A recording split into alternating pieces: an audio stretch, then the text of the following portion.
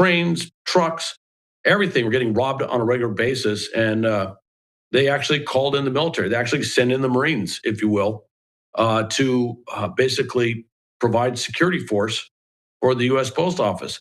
Theoretically, any federal property in Southern California, whether it's a recruiting station, a post office, a social security office, you name it, federal courts, whatever, any federal property in Southern. All right, welcome in, everybody. Welcome in, everybody. I see we finally got Spambot back. Don't worry. No they them energy tonight. No they them energy. We're gonna have to negotiate something in the future. Rosie, it's great to see you. I figured we would just get started right in with the footage. So we've got live footage right here of what's happening in LA. Looks like fiery but mostly peaceful is back, boys. And I've got a clip of that. Believe me, they're actually saying that again. But anyway, while I deal with a couple of things on the back end here, I'll just let this run, okay? California could potentially see federal troops there protecting that property. That is within the scope of what they could potentially do if they think it's necessary. But I would point out, when you're talking about 2,000 National Guard troops, I know that sounds like a lot. 500 Marines coming in, no, it sounds like a lot. But you know as well as I do just how big Los Angeles County is. Just how big Los Angeles is, and you could easily see where those troops could be dispersed, and you'd still need a lot more troops to provide really an ample security force for it. I should also point out, though, in the background, and I'm sure someone's going to bring this up at some point, there were two guiding laws that we did with military support. One was called Posse Comitatus. That's the one that prohibits federal troops from engaging in law enforcement, and the other was called the U.S. Economy Act. And that's one where the clock will start ticking pretty soon. That's one where you're supposed to locate the most economical source of goods and services for whatever's being done. One thing about the military, it is the most expensive resources you can bring in. It costs an incredible amount of money. And so anytime that we would use the military to go in and do stuff with a natural disaster or civil disturbance or something like that, there was always in the background, they're looking at the cost of the cost to taxpayers for what we're doing. And it's in federal law since 1932. All right. So big news. So we're starting this as, I guess it's kind of a special stream, not like a normal one. We'll be covering what's happening in LA, which just seems to be an insurrection, Mexican nationalists / revolutionary communists / just generic far left, whatever, insurrection happening in LA. And it seems like we were wondering leading up to Trump's inauguration whether the Democrats would let their far left militia loose, would let the hounds loose. And they didn't, not then. There was a small group of Antifa in Washington State and Seattle, I think, that tried to get some stuff started. They were shut down right away. Obviously a conscious choice. No, we can't let it go yet. No summer of love yet. Have they, in their desperation, decided it's time? All they have to do is just not let the police do their job, right? Mayors, governors, all they have to do is just say law enforcement isn't going to do anything, because the far leftists, the radical lefts, they're always trying, they're always probing. And when the police do nothing, that's the tacit agreement. Now it's go time. It seems like that's what's happening here. Will they go full on with it? It seems like the media has already started. Well, let me show you something very quickly. Demonstrations had been going on right outside the Federal Detention Center. Most of those demonstrators were very peaceful. They were chanting, they were shouting. People were driving by, honking their horns. And again, they were expressing their anger. There we go. Just peaceful, expressing their anger, right? So it looks like the media is ready to go. I mean, if they all get the go-ahead, you can look for them, and clearly this is an attempt to restart up the summer of love. It's just the question is, will Trump let them? This time, no. Spambot fodder, you devil. You devil.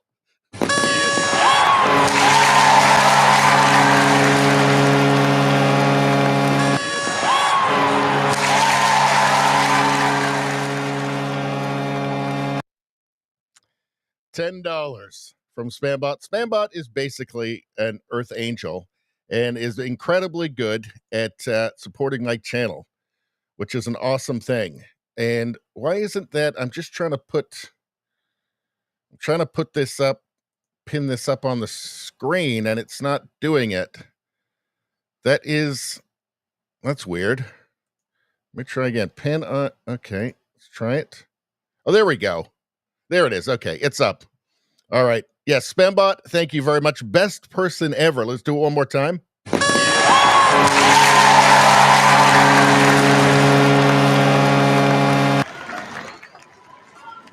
Just immeasurably better than all of the commies out rioting. I'll take Spambot every time. Let's see. Yeah, Rosie, I didn't have the usual intro. We just went straight into the live feed this time. So let's hear what these guys have to say. Hold on.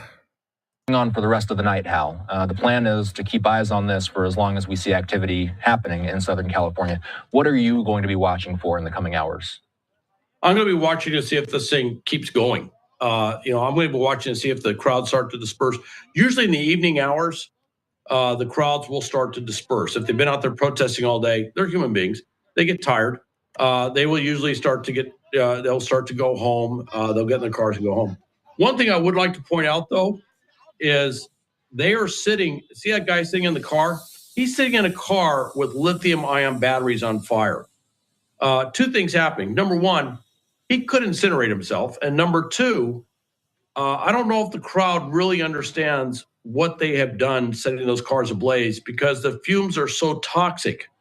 I would not be surprised if 6 months or a year from now, we start hearing about claims from people who inhaled toxic fumes that may have been associated with this event. That does happen. I've as you know, I've served all over the world, and we had a problem with burn pits over in Iraq, and so I'm somewhat attuned to this thing. So there's a lot of things going on there. But I will tell you this: Chief McDonald of LAPD, Sheriff Luna of LA County Sheriffs, they know how to deal with civil unrest.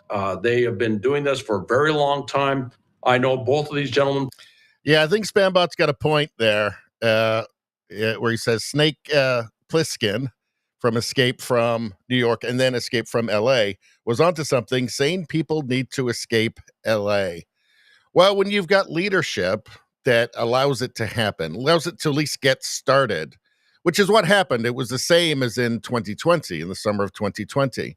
Right? The police were told to stand down in blue cities. So it's Democrats doing it. They're telling the police to stand down and allow the destruction to happen.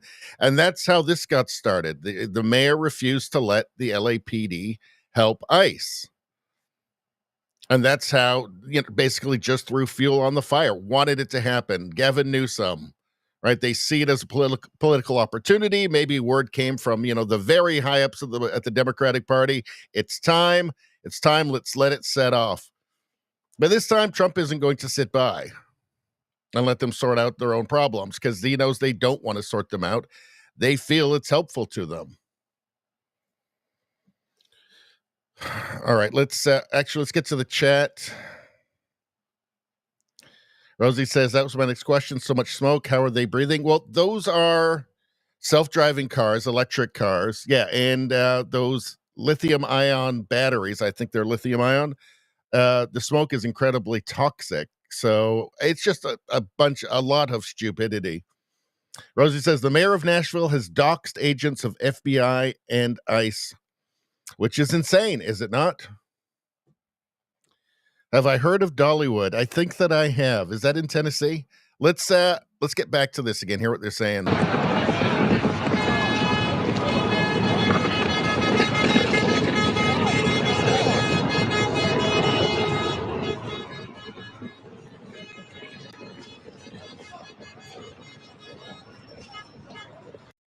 So how insane it is. Not my president, not my voice. Well, what is your voice? Burning electric cars? That's your voice? Like wide open borders? Like anybody can flood through, move next door to you. You have no idea. Nobody has any idea who they are. Like, is your voice, your values, like a trend to Aragua, moving in the apartment next door, taking over your apartment building? What is your voice? What are your beliefs? Not my beliefs. What are your beliefs? What are you? Just a communist? Because even communists, you'd think, wouldn't like the negative effects of just open borders, mass migration. Very strange.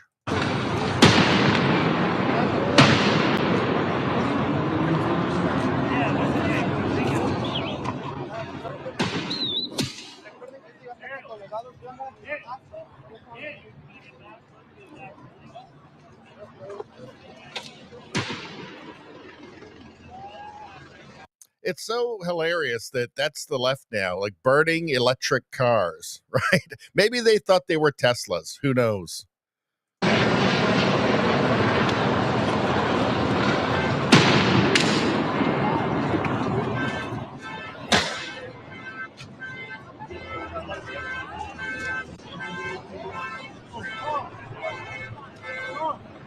So I think you have to assume if they're already getting up to this stuff, they're just warming up for the night. But there is National Guard and Marines there now as well.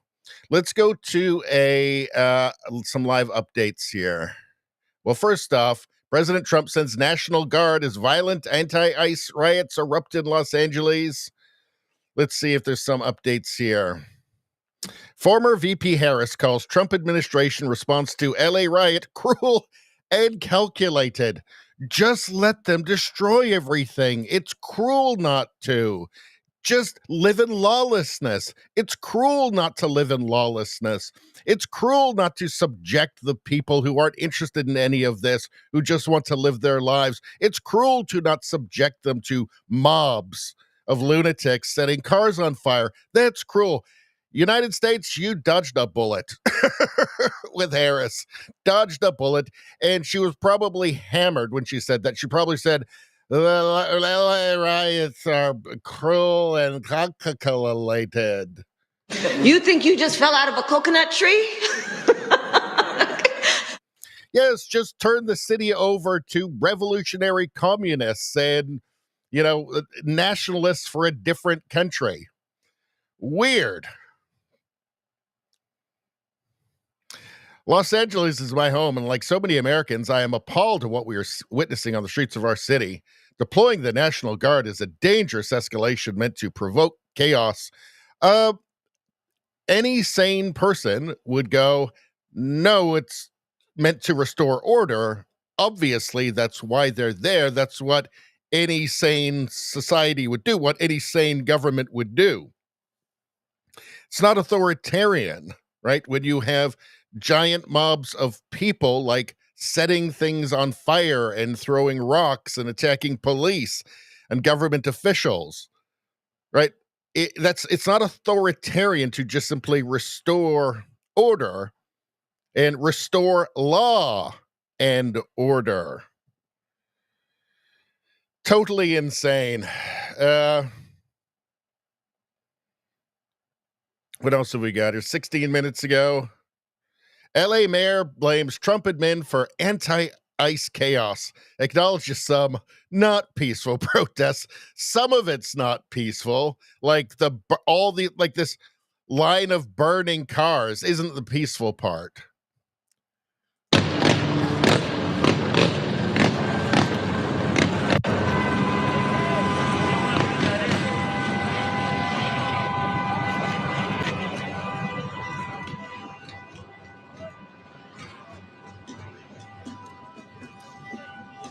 Let's see. Rosie says, I would bet money that the cars being set on fire are not owned by the arsonists. No, they're not. They're, hold on. Let me refresh this. Hold on.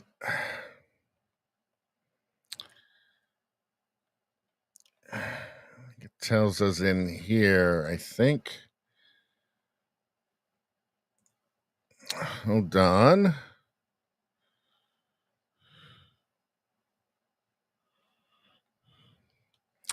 I had something.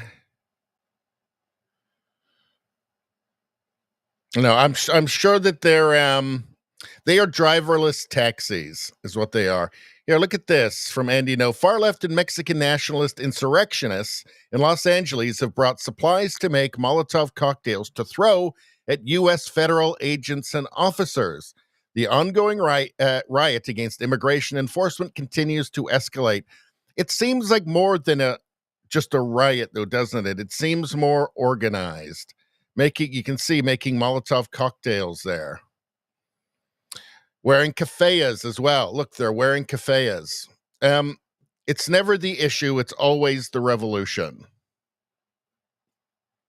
Whatever it is, it's really about the revolution. You see the Mexican flags, right? It's always about the revolution. Why are they wearing keffiyehs? Why are the Palestinian people there? Because they're not really any of it. They're just revolutionary communists.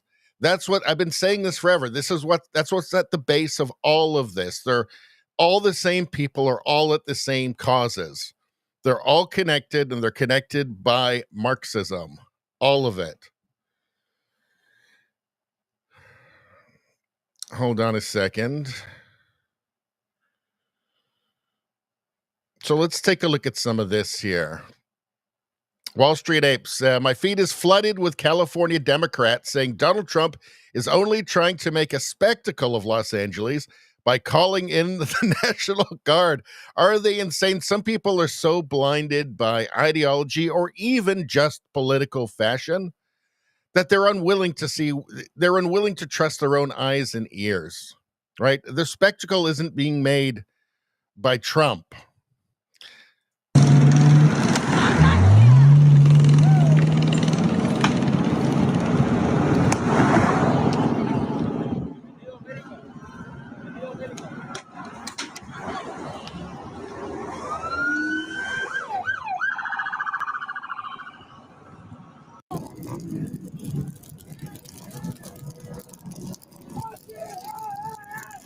Somebody better tell those guys about global warming.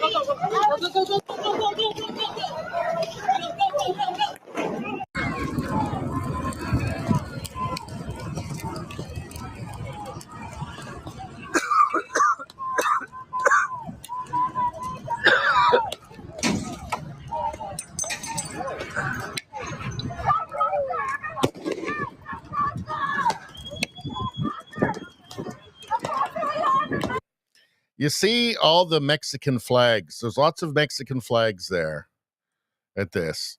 There you go. There it is. There's lots of them. Lots of Mexican flags. Let's find another one with a bunch of Mexican flags. Hold on. Yeah, you can see in the crowds, there's tons of them. And what is it? Why the Mexican flags? Is it because, the question is, right? And this is what people are pointing out, is that if Mexico's so great, well, why aren't you in Mexico? And the thing is, it's not about that. It's not about Mexico being great. It's about identity. It's about, we are Mexican. Where we are now, this is ours. So we are not American, we are Mexican. We have Mexican culture. We speak Spanish. This is our identity. Okay, it's not American, it's Mexican, and this is ours now. That's the point of this. This now belongs to us, not you. I don't know why a country would put up with this kind of lunacy. I mean, that's obviously what it is. It's a claim to the land and everything on it, right? It's not like they don't want to go back to Mexico, but they want where they are to be to be them, their culture, their identity. They're saying this is ours now. Let's see. Spambot says too many are, but the TV says, but the TV says. Fortunately, in the United States, there's less of a problem with that because I think, generally speaking, of course, there's many people who just vote reflexively, but I think that Americans tend to be more informed because they have to be, because you've got the primary before you've got the primaries, for the presidential election, the parties have primaries. So you're picking amongst different candidates from your party, right? And then you've got the election, and then you've got midterms 2 years later, and you're voting for senators and governors and mayors and DAs. So you just have to, naturally, Americans are just more politically aware. Much more so than in Canada. I think Canada is one of the lowest information voter bases in the world. What else would explain voting in the Liberals for a fourth term after everything they've done, especially somebody as awful as Mark Carney? So, but yeah, too many people everywhere across the Western world are TV said, teleprompter said. Let's see. Rosie says, yes, Spambot TV is a maddening crutch for so many. It's true. All right. Rosie says, maybe fewer TV says, but still a lot in the U.S. Oh, no, of course, everywhere there are. But I just think that the structure of American politics just naturally leads people to becoming more involved because there is so much to vote. There's so many elections, right? And even though many are completely oblivious to what's happening, there's more that aren't, at least than in a country like Canada. Let's go back to the live feed again. Let's see what they're saying.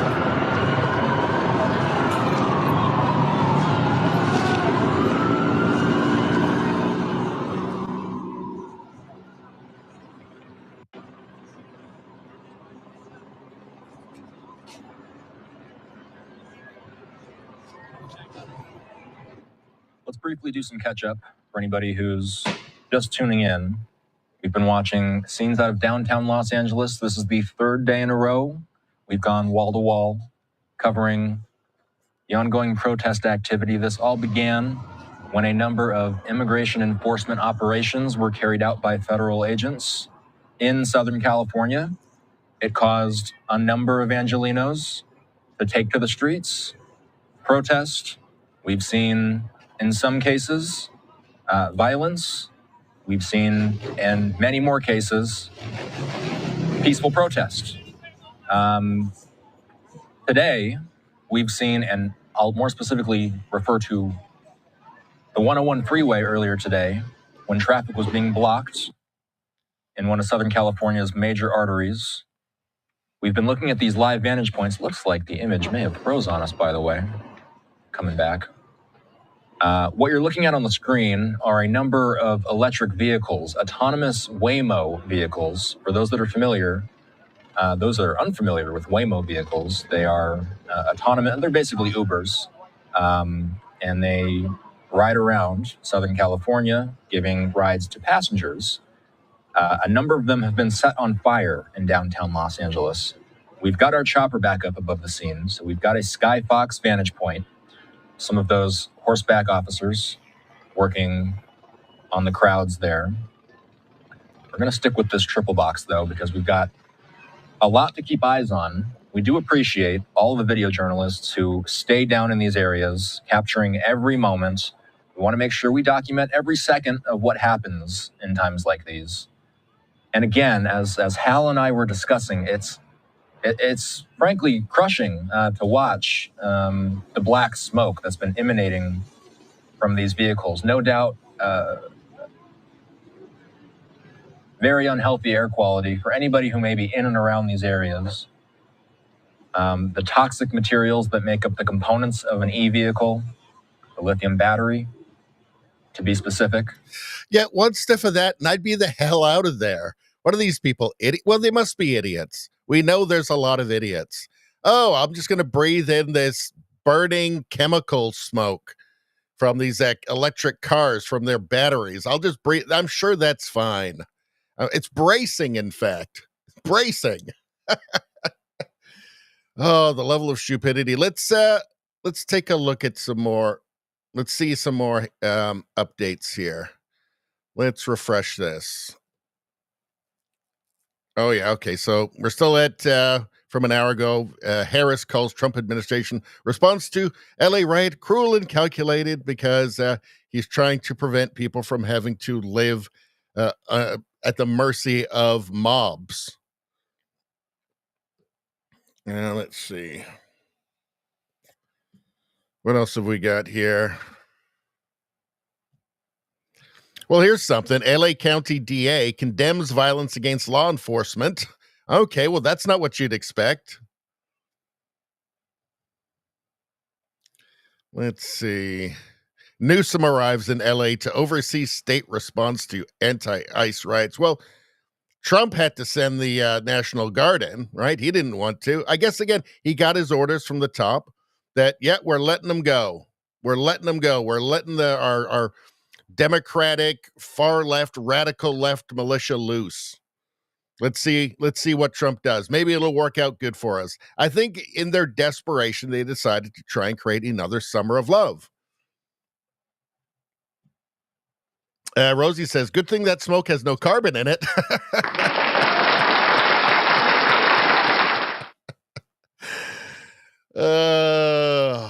Danny Ringus says, awesome, I finally get good karma. You must have liked the stream. Everybody, every time somebody likes the stream, they get free good karma from the channel. Of course they do. And the first like, and I think Spambot got the first like, Spambot got double good karma on this stream.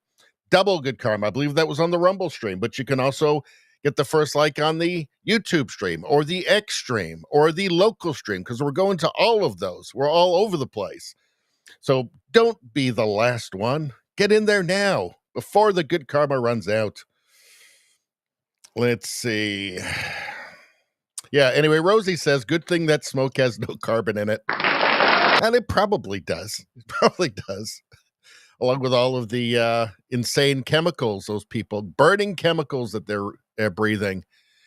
Totally bananas. I wonder what CNN has to say about it. Let's take a look. Watch CNN live. Okay, this will be exciting. Unable to load video. Well, that's not surprising, actually. All right, let's update this. Protests intensify in Los Angeles after Trump deploys National Guard. Department, the chief does, but I was aware of it, and what I was told is that the protesters had begun throwing things.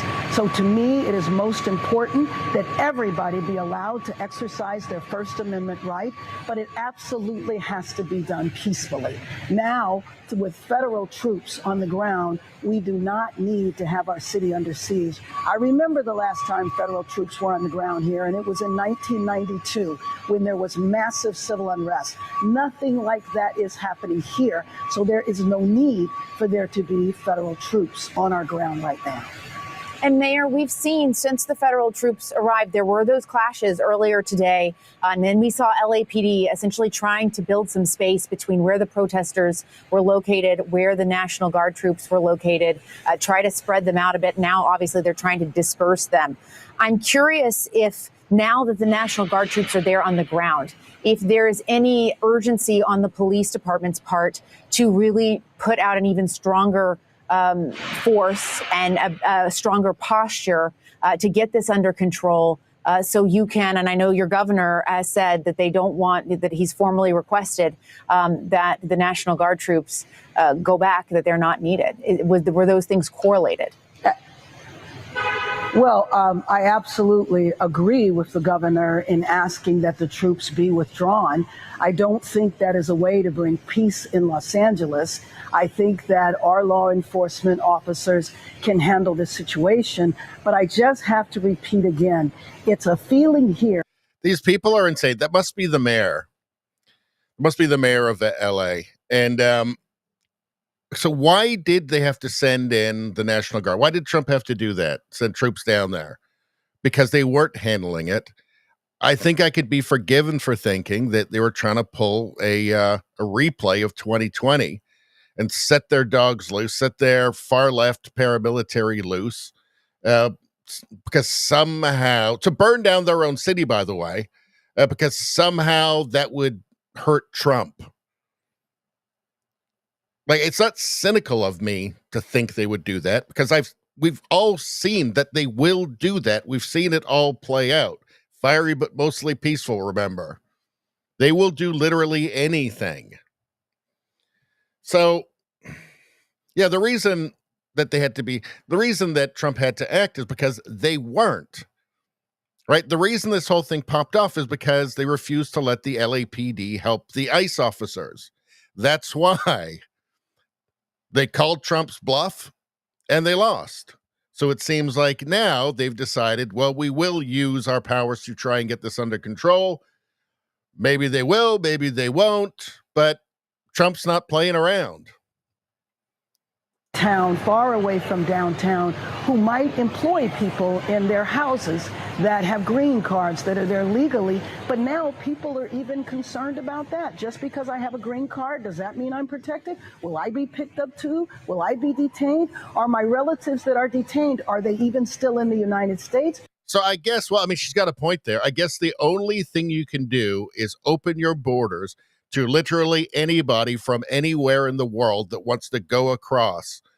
And it's probably best if they throw away their ID before they cross the border, which they all do, by the way.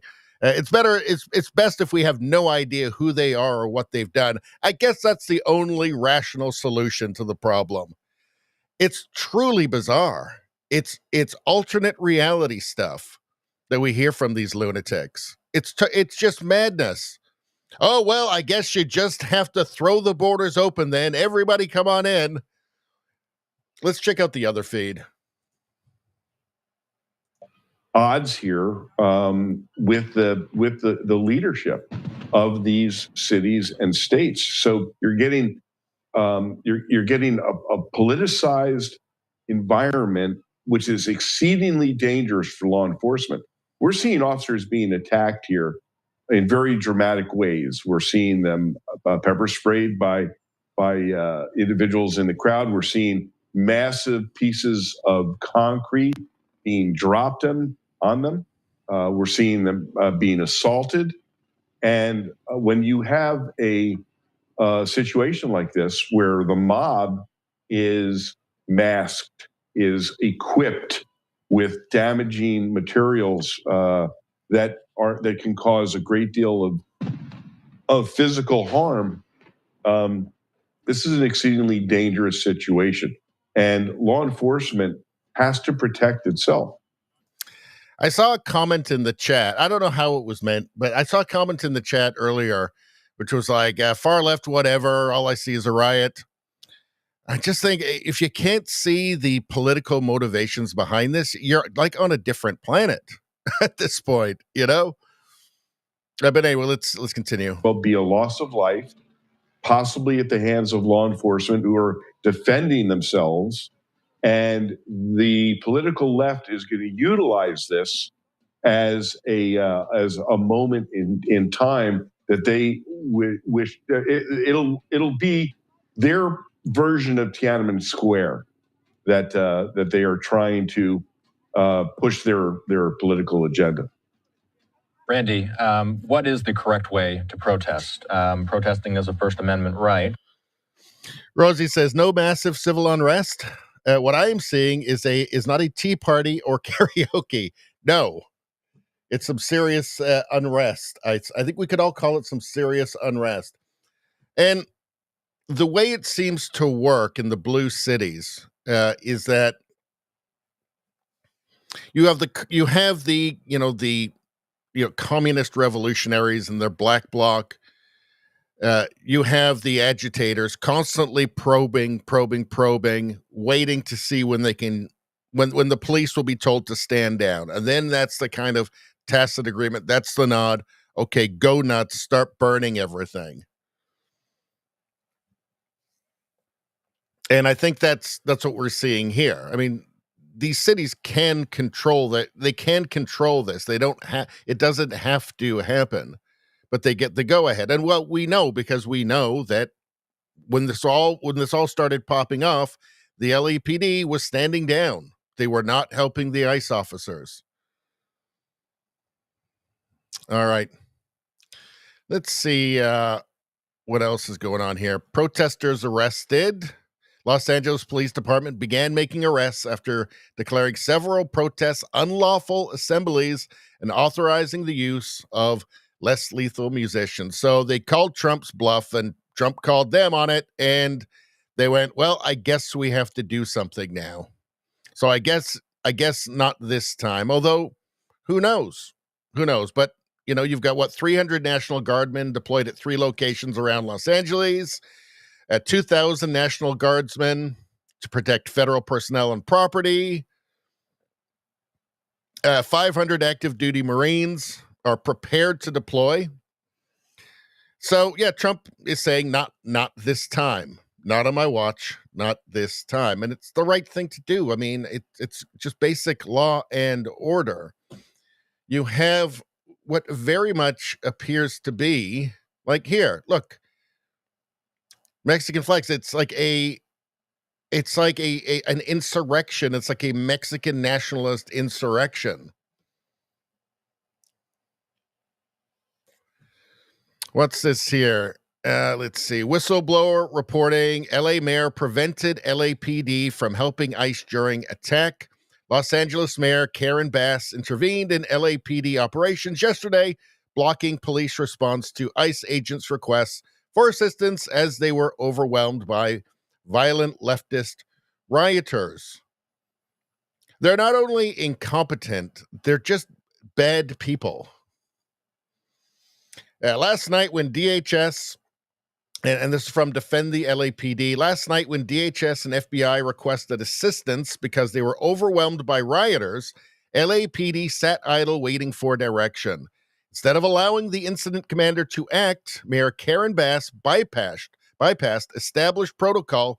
She called for the IC for a briefing, then called the chief of police to tell him what to do.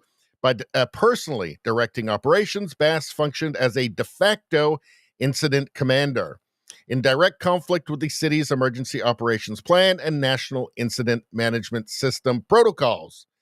This branch of the chain of command prevented the incident commander from making crucial operational decisions, put DHS officers, FBI agents, and community members at risk, and delayed immediate LAPD support. This unprecedented political interference demands a federal investigation into potential endangerment of federal personnel and obstruction of emergency response.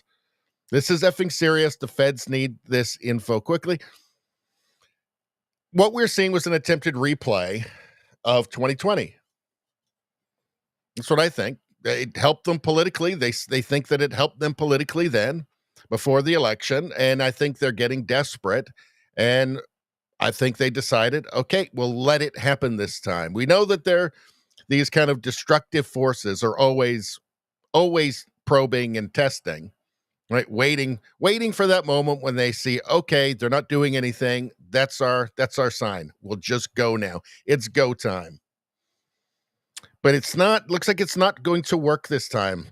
But we'll see. As you know, I've heard that there's some things going down in New York as well, but we will have to see. Unlawful assembly has been declared in LA. Their bluff got called. This is from yesterday. Rioters in LA are smashing windows and torching the streets, not for justice, not for peace, but to scream death to ICE and defend illegal immigration. But you also see amongst them, you see tons of kafayas. So you've got the Hamasniks in there. You see the Antifa, the revolutionary communists. It's all the same thing. It's never the issue.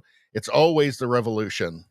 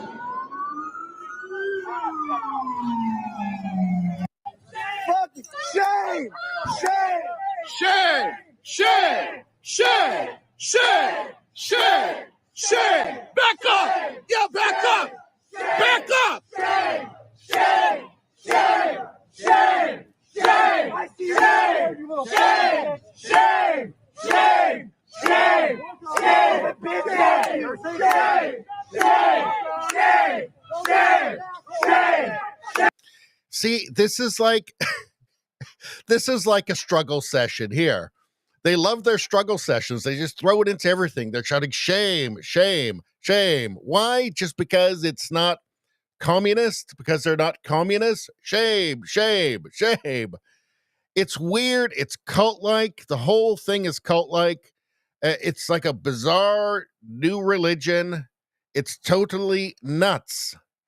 These are glimpses into the dystopian future that the progressives, the radical progressives, the kind of reflexive default leftist voters who just kind of say that they're vaguely, nebulously somehow for compassion or empathy or something, and they don't really know why, but just everybody they know is for it. This is a glimpse into the dystopian future that the communists, the Marxists, the race and identity communists want. It's a warning to everybody.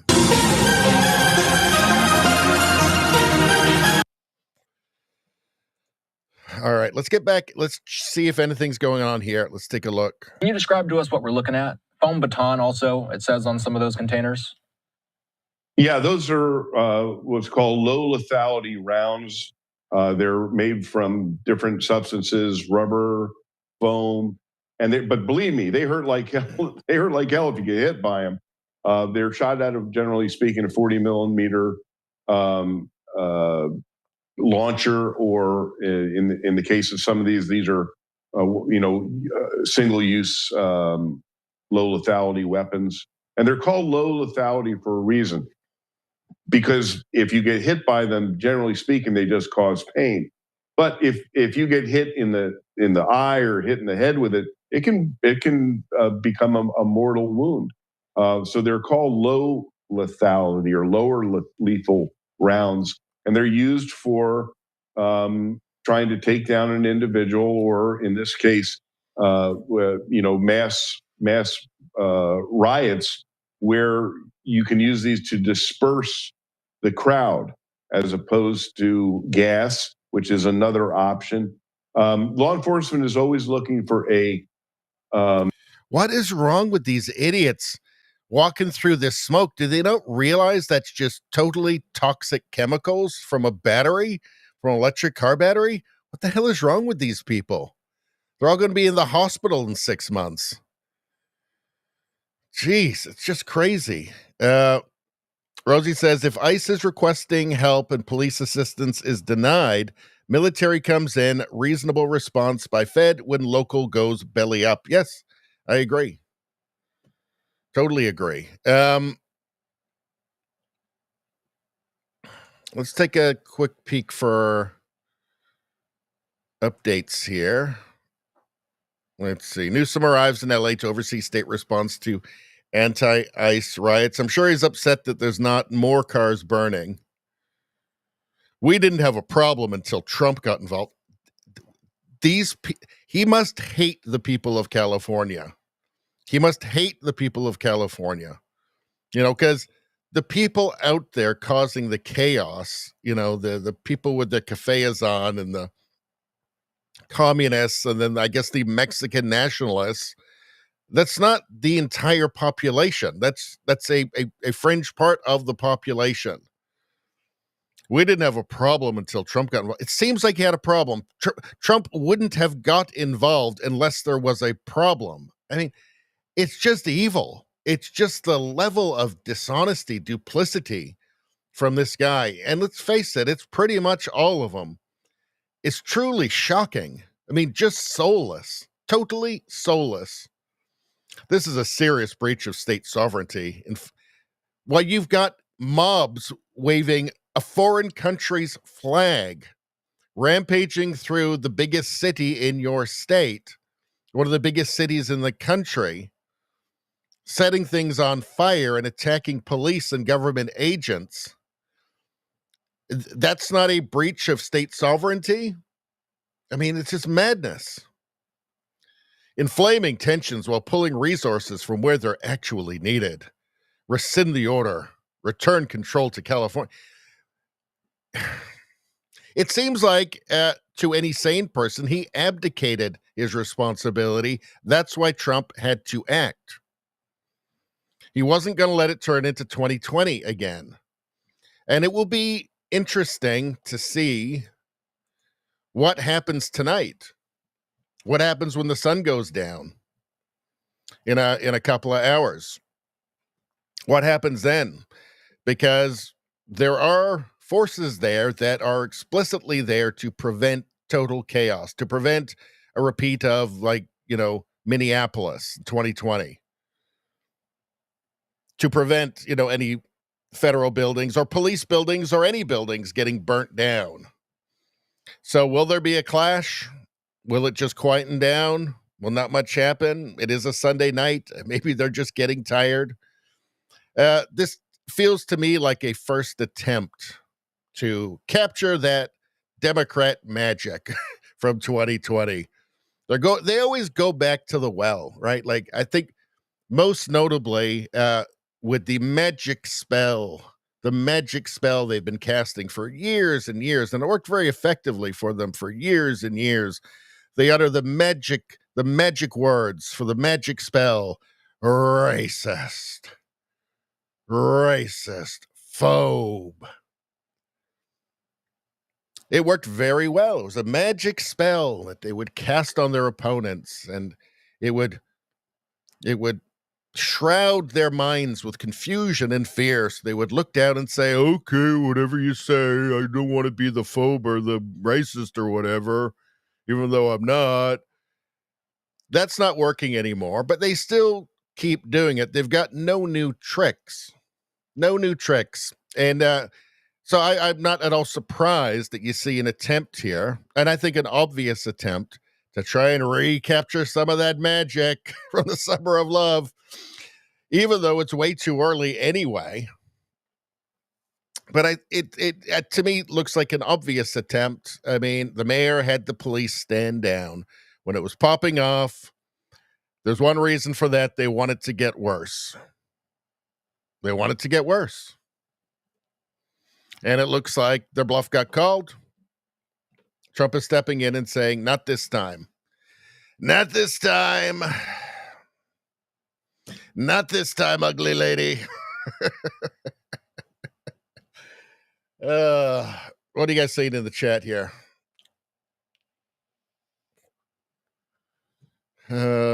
Rosie says low lethality. Rosie says return what control? They had no control. Again, just the cynicism of these people and their lies is just genuinely astonishing, I have to say. But you know what's even more astonishing?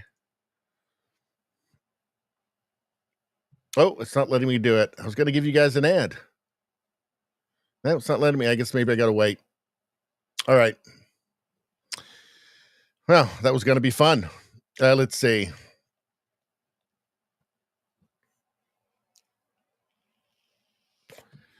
Rosie says, imagine what a grand world we could have if these active people use their powers for good instead of evil. Actually, let's listen to, yes, exactly. Let's listen to this, though. Guard troops out of Los Angeles.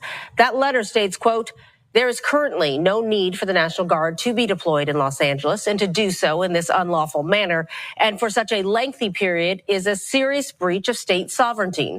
That seems intentionally designed to inflame the situation. Governor Newsom shared the letter on social media. He says the troops must be called back and returned to the governor's command. And tonight, with that protest in San Francisco, some are now wondering if the National Guard could be deployed in our area as well. This comes as Bay Area politicians are blasting the Trump administration's move to maybe don't let an insurrection happen on purpose in your state. Maybe, how about that? How about don't abdicate your responsibilities entirely? How about that? How about not try and call Trump's bluff? How about that? What's going on here? California sheriff calls Harris's statement on anti-ICE riots an embarrassment. That's right. She said it was cruel that they were trying to stop the lawlessness was cruel. Look at this. Abolish ICE. Family belongs together. There's a Mexican flag there. He's not wearing a keffiyeh, at least. Let's see. Riverside County Sheriff Chad Bianco and California gubernatorial candidate blasted former Vice President Kamala Harris over her claims that the Trump administration is to blame for the LA unrest. The city set the stage for it. They encouraged it. They nurtured this. They watched it happen. They wanted to watch it blossom. To damage their own city, okay, for political purposes, because they can use that against Trump somehow. President Trump didn't start these riots. He's not out there lighting cars on fire, hurling projectiles at law enforcement, or blocking freeways. This statement is an embarrassment and does nothing to diffuse the violent riots taking place across the city, Bianco posted in a statement on X. The Democrats and their leaders own this, he continued. Yes, we've seen all this play out before. It just looks like this time Trump's not letting it play out the same way that it did in 2020. Harris claimed that what was unfolding in Los Angeles County was a result of the Trump administration's cruel, calculated agenda to spread panic and division. That woman will say literally anything that's handed to her on a piece of paper. It's truly amazing. Quote, this administration's actions are not about public safety. They're about stoking fear. What about just the people living in Los Angeles County that are watching this, that are seeing cars being lit on fire, that have toxic smoke from burning electric car batteries wafting in? Like, what about those people? Is it maybe cruel and calculated what the mayor of LA did, for instance, what the governor of LA did to foster this, to nurture this, to allow it to happen in the first place? For political reasons. Let's see. Bianco added a video of a scene from the riots and urged the public to not be gaslighted. Gavin Newsom, Kamala Harris, Karen Bass, and the Democrats want you to think this is a peaceful protest, Bianco said. Don't let them gaslight you. This is Gavin's lawless California. Our state deserves better. But I'm afraid California is a one-party, radical leftist state. Bianco said he is monitoring the situation closely, and there is a zero-tolerance policy for any criminal activity associated with the peaceful protests. Bianco said an adherence to law is an absolute requirement if we are to remain a civilized society. Any person breaking the law, encouraging or inciting this behavior, or assaulting or obstructing law enforcement will be arrested, jailed, and prosecuted. I want to show you one more time. Oh, what's this one here? Let's see.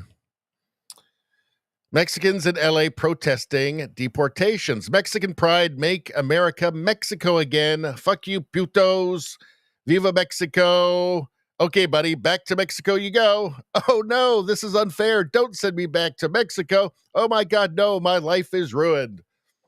But I think what this misunderstands is that the Mexican flags represent, I think, a culture and a people who see themselves as distinct from the American population. I'm not saying, I'm obviously not saying that that is all the people of Mexican heritage living in the United States, LA, anywhere else. Many have been there for generations now, right? I'm saying that in that fringe, in that, what does Trudeau call them?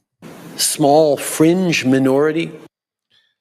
Not that small, but in terms of the, the tip of the spear, right? Those groups are mixed in. That group is mixed in with the race and identity Marxists, and that's why you see like the cafeas, and it's all just one big mixed in thing. The glue that holds it all together is Marxism, right? And the idea that just simply not being American is a good thing, right? And we see stuff that's analogous in every Western country. In Canada, there's the same kind of attitude. Just simply not being, old Canadian stock is a good thing. That's better than being born in them being, of European background, born in Canada. This is part of this kind of cultural revolution, this, kind of this identity race Marxism that has been taking over the West. So it's not that they want to go back to Mexico. It's just that it means we are this distinct group and we are on this land and this land is ours now. We own this. That's why you see the Mexican flags. This is what I believe, right? It's a statement of dominance, right? This is ours now, not yours. We make the rules now. Look at this here. Yep. They're all in. They're all in. Look, these people are radicals. Okay. They are radicals. These are revolutionaries. If you are in the Democrat Party, this is the same for all leftist parties across the Western world now, right? Whether it's the Liberal Party in Canada or the Labour Party in the UK or the Democrats in the United States, right?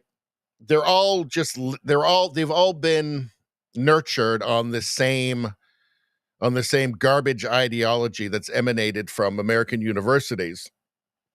And to be in any of these parties now, they're not your father's parties. These are different now. To be in them, to function in them, you must hold radical ideas. Otherwise, you're not going to get anywhere, right? Which of the Democrats are not at least tacitly supportive of just straight up open borders? None. None of them. All right.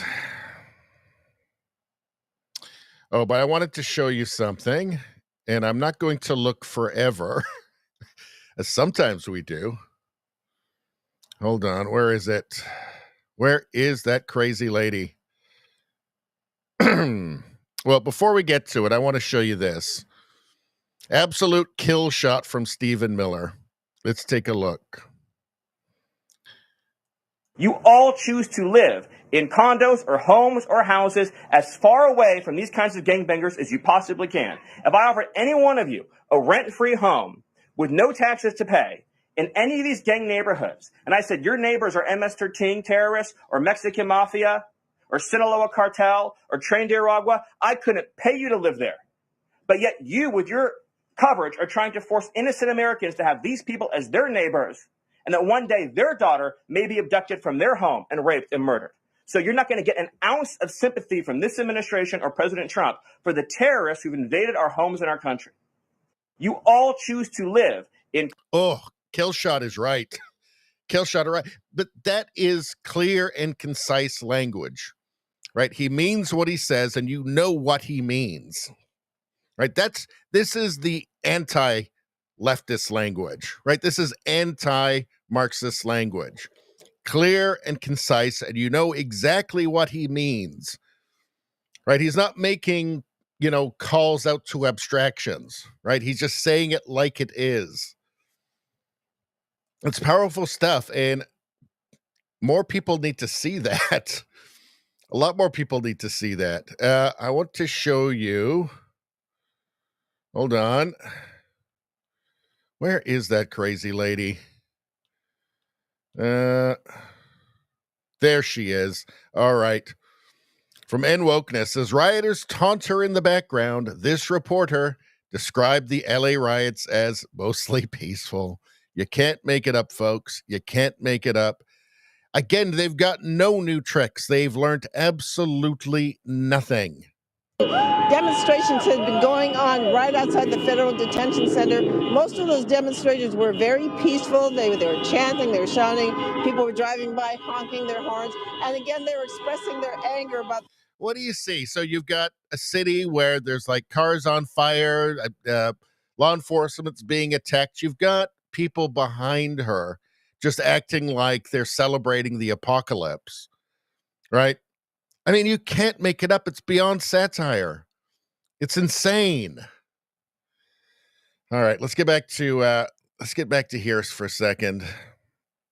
And is folly, and it just really shows the reality of the situation is that the political left is maneuvering all of this and making this a much less safe environment. But Randy, let's ask about the nuts and bolts. Let's talk about the procedural things that are going on in a room like this, though. Let's move. He said the left is maneuvering this. Yes, they are. Yes, they are. They have a very simple mechanism. It just simply, when it starts popping off, they tell the police, stand down. That's what happened in 2020. That's what happened here. When the ICE agents were being attacked, the LAPD stood down on the orders of the mayor. Same playbook.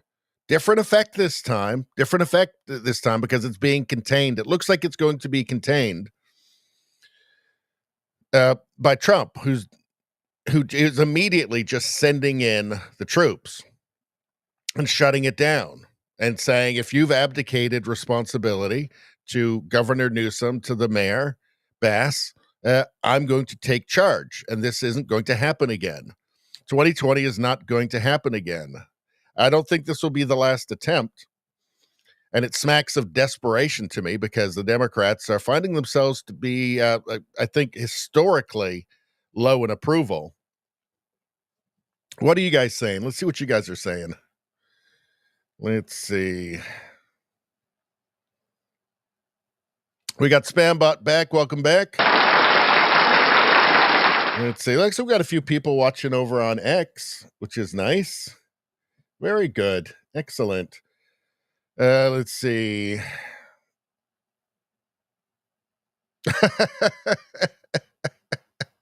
Rosie says, thank you, Spambot. I thought everyone but Richie and I had been raptured and taken to heaven. Not quite. The gang's all starting to show up now. Let's see. Nevada asks, is this where the deplorables meet up? I sure hope so. It is. Welcome in.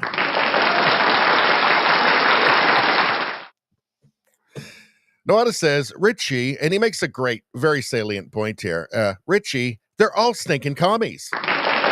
All stinking commies. And that's nothing but pure and simple old-fashioned communism. It sure is. It sure is. Let's hear what they're saying now here. I don't think this will be allowed because you got Marines down there. You got National Guard. Well, there's somebody throwing rocks. I don't think this will be allowed to descend into total bedlam as things were in 2020. But I'm sure you'll see some skirmishes. There's going to be an attempt, right? I mean, once there's that initial once there's the sense that, once you have that kind of tacit nod from the city, from the local government that, okay, it's go time. It's 2020 all over again. Get started. Once, you see, okay, they've told the police to stand down. There's a kind of bloodlust, I think, that gets in the air for them. And also, too, people want to loot. It's a great excuse to loot as well, right? And people start looking forward to that. And the greed starts kicking in. And so I'm sure there's going to be issues. But it seems like, Trump has sent, he sent literally the army in, right? He sent the troops in. So we'll see. And it seems like the city itself has been shamed into, or just given up, realized it's they're not going to have the desired results. So they've actually utilized the LAPD now. So I don't think it's going to escalate much more, but maybe. Some insight into what happens to the people that are detained from there. After they're brought into custody, what happens? Yeah, and this is a logistical nightmare. When you have a mass detentions, it is a real logistical nightmare to deal with it, because depending on what they're being charged with will determine what the law enforcement reaction is going to be. If you're charging them with a misdemeanor, which in most cases that's what will be a failure to disperse. Okay, that's a misdemeanor. They would be removed from the scene. They might be placed on a bus or in a temporary holding facility, or a permanent, a regular jail, and they will be probably given a citation and released. For those that are being charged with criminal activity of a higher nature, like a felony, well, then they're going to be taken to the county jail, city jail, depending on where the jurisdiction, and then they'll be treated like any other criminal suspect. But it is logistically, it's really a problem when you're taking mass amounts of people into. So I think the Democrats screwed up here. They're not going to get the desired results. And I don't think this is just a local issue of the local Democrat Party, right? Local Democrat politicians. I don't think that. I think that this is a Democratic Party, federal Democratic Party at the highest level strategy. We've seen it used before. I think that the okay came from the higher ups, because this is obviously very political, entirely political in nature. And I think it's going to have it's not going to have the desired effect. I mean, when you see, images of, the guy with the Mexican flag with the fires in the background, that's going to increase approval for deportations, not decrease it. There's going to be a lot of people who maybe weren't even paying attention, maybe on the fence, who see that, and in some kind of deep way, it's going to disturb them. They're going to recognize that as deeply disturbing and dangerous. And we just saw, by the way, did you just see there was a couple that walked across there with the keffiyehs? You might think, why the keffiyehs? Why are these movements always, all of the movements that, Palestine, but also like trans and everything, all mixed up, and they're all supporting the exact same things all the time? It's because it's not about the issue. It's about the revolution at all times. These things, they just are all mutually supporting, because at the end of the day, they're all Marxists. And at the end of the day, they're all revolutionaries. Even if they don't realize it, they're supporting revolutionary ideas. Look at this. Like, they're throwing rocks at these cop cars here. And the cops are hiding under the bridge. Maybe it really is going to pop off. Maybe they can't get control, but they could really get ugly tonight. And anybody that interferes with those arrests, they need to go as well. It's time to have people pay the penalty for what they're doing, and dropping objects onto police officers is simply something that should not be acceptable. And I'm telling you that somebody's going to be taking a live round if they're trying to kill a cop. It's going to happen. And this is a situation that needs to be handled, and needs to be handled quickly and efficiently. And those are rocks. We see a number of good-sized rocks down there on the freeway. At least one back windshield looks to me to be smashed in. A number of those officers, what does it look like to you? Does it look like they might be gathered where they are simply so that they can be underneath the overpass and out of harm's way for any projectiles that may come down at them? Yes, that's exactly. Like they're in proximity to them, though. Yeah, that is why they're under the overpass, is to protect them from being pummeled by a large object. But and here's the thing: police can't and won't use deadly force in a situation involving property damage. That is not something that's in the rule book here. It would have to be them facing physical danger. This is the Frankenstein's monster created by these leftist politicians running major cities. And it seems like this time they're not happy to just completely let them run wild and burn down their city like happened in cities in 2020, in Democrat-run cities. But ultimately, it looks like, at some point you lose control. Looks like they've lost control. So even though now they do want to establish some level of control over it, they can't. Their monster is more powerful than they are, perhaps at this point. So let's see. Riots following George Floyd's death may cost insurance companies up to $2 billion. So what will we see this time? Because it's clearly a Democrat Party strategy. If they see some sort of political gain out of letting maniacs burn down their cities, we know that they will do it. We've seen it. We've seen them.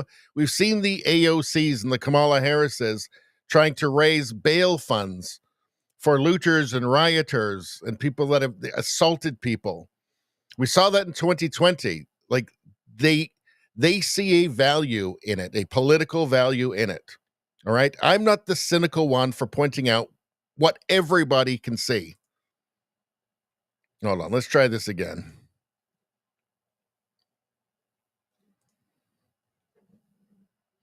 Let's see what CNN has to say about it. I want to see if CNN is spinning it and calling this mostly peaceful. Let's take a look.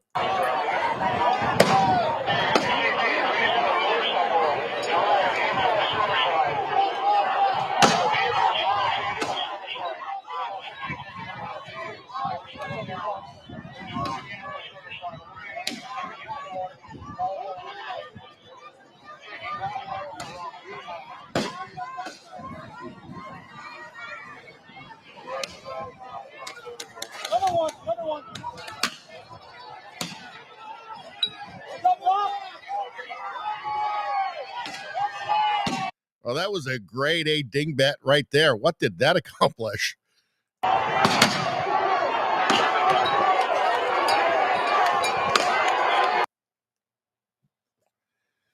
Just total lunacy. Just complete and utter lunacy. All right, let's see if there's any updates here on let's see. Okay, yes, so we've already seen that. Where I want to see. Hold on. Let's update this. All right, so we've already seen that. What else have we got?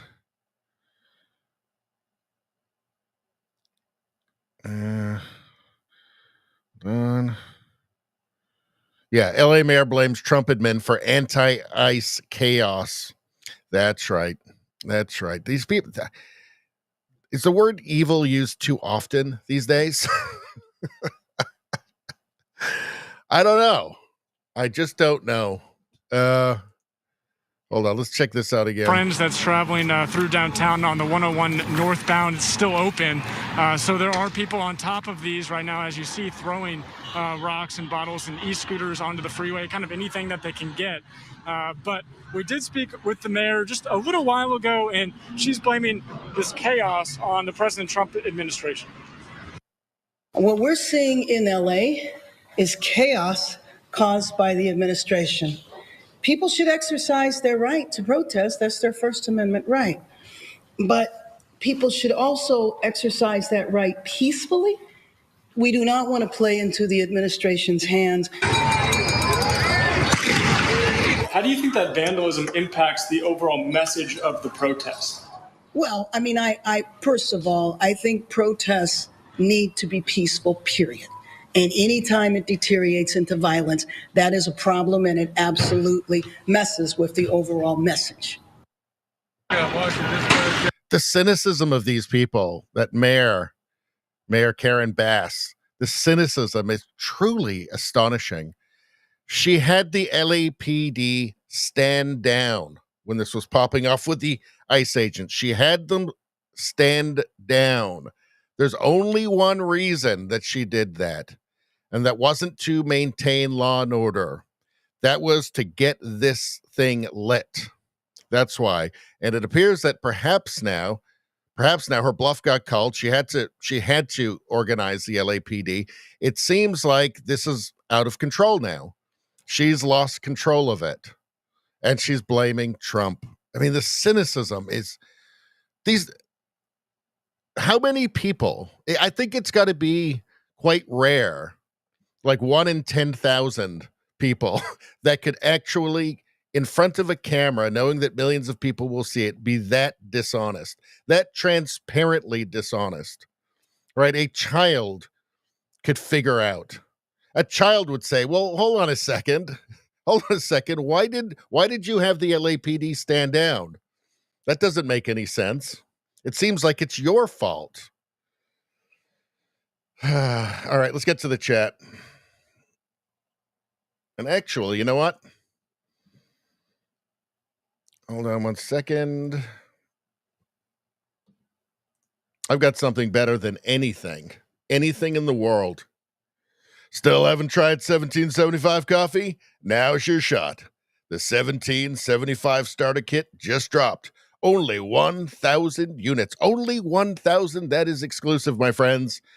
You're getting the bold dark roast that hits harder than a CNN fact check. Still don't really understand that line. The smooth medium roast and the Vitality mushroom coffee for clean energy and laser focus. No crash, no commies.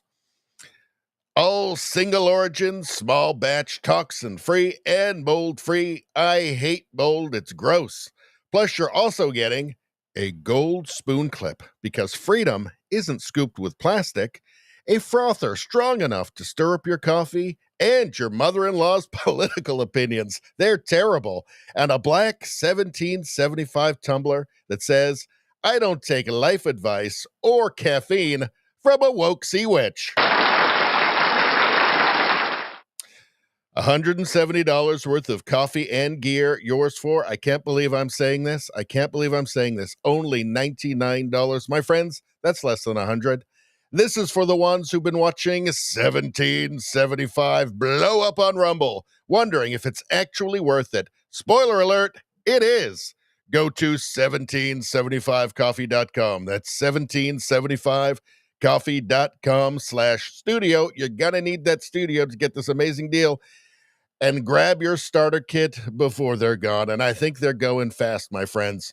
Bold beans, clean fuel, and a morning routine that stands for something, just like Rumble does. Free speech, anybody. Start your day with coffee that actually backs what you believe. How about that? Let's see. In fact, let's go and see if I've got a review here from the chat. The chat likes to review my ad reads. Izzy says, oh, wow, I'm in time for coffee ad. Life is good. You are. I put a bit of extra vim into that one, actually. I wanted to give you guys a really good, solid ad read. Let's see. Radio Streamer says 9.5 out of 10. I miss your all freelance ads. Still adequate, commie hate. But the fuel needed to encourage it. Well, thank you. I mean, 9.5 out of 10 is pretty good. It's not the most out of 10 you can get, though. Izzy says 1776 out of 10. Best ad ever. 1775 out of 10. I believe, and I'm not a mathematician, but I believe that is the most out of 10 that is possible.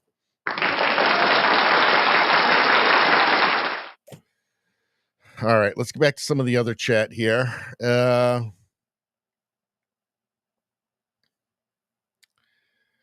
Let's see.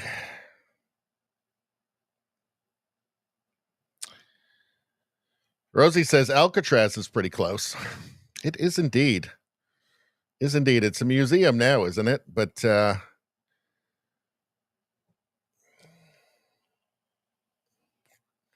Nevada says most of the protesters are being paid. Well, there's an awful lot of them, although the organizers, I'm sure, are being paid. Radio Sherman says, more commie hate.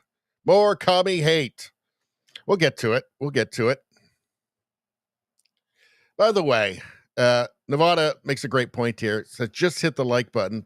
He just hit the like button. Everybody should be like JJ Nevada. Everybody. By the way, if you're not subscribed to the channel and you're watching right now, subscribe to the channel. It's really important. Take the choice away from the gatekeepers, especially if you're like on YouTube, because they hide my thumbnails from you, right? Take that choice away from them. Don't let them have that power over you. Subscribe, and then if you want to see my videos, they'll just be there. They'll already be there. And then you have the choice. You can make up your own mind. You're not letting them run your life anymore. Just do it. And also like the stream. Extremely important. You get free good karma when you do both. Like the stream. That's free good karma right now for you. Just do it. You can't afford to turn your back on free good karma in these troubled times. All right. I hope that was effective.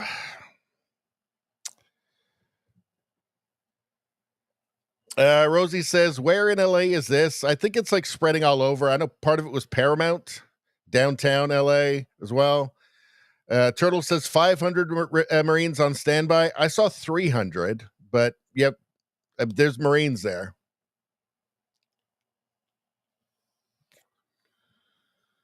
Let's see.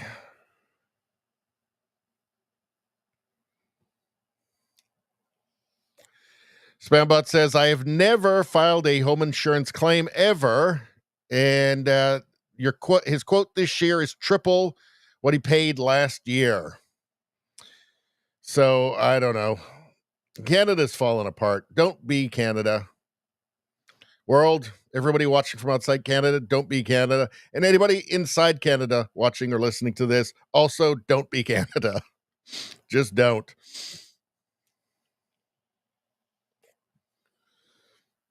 Let's see. Turtle says illegals don't have rights. Deport them all. They shut down the freeway. Well, they're doing a lot more than shutting down the freeway, right? I doubt there's many. I mean, obviously there will be some citizens getting involved in this, but I wonder what percentage are illegally in the United States.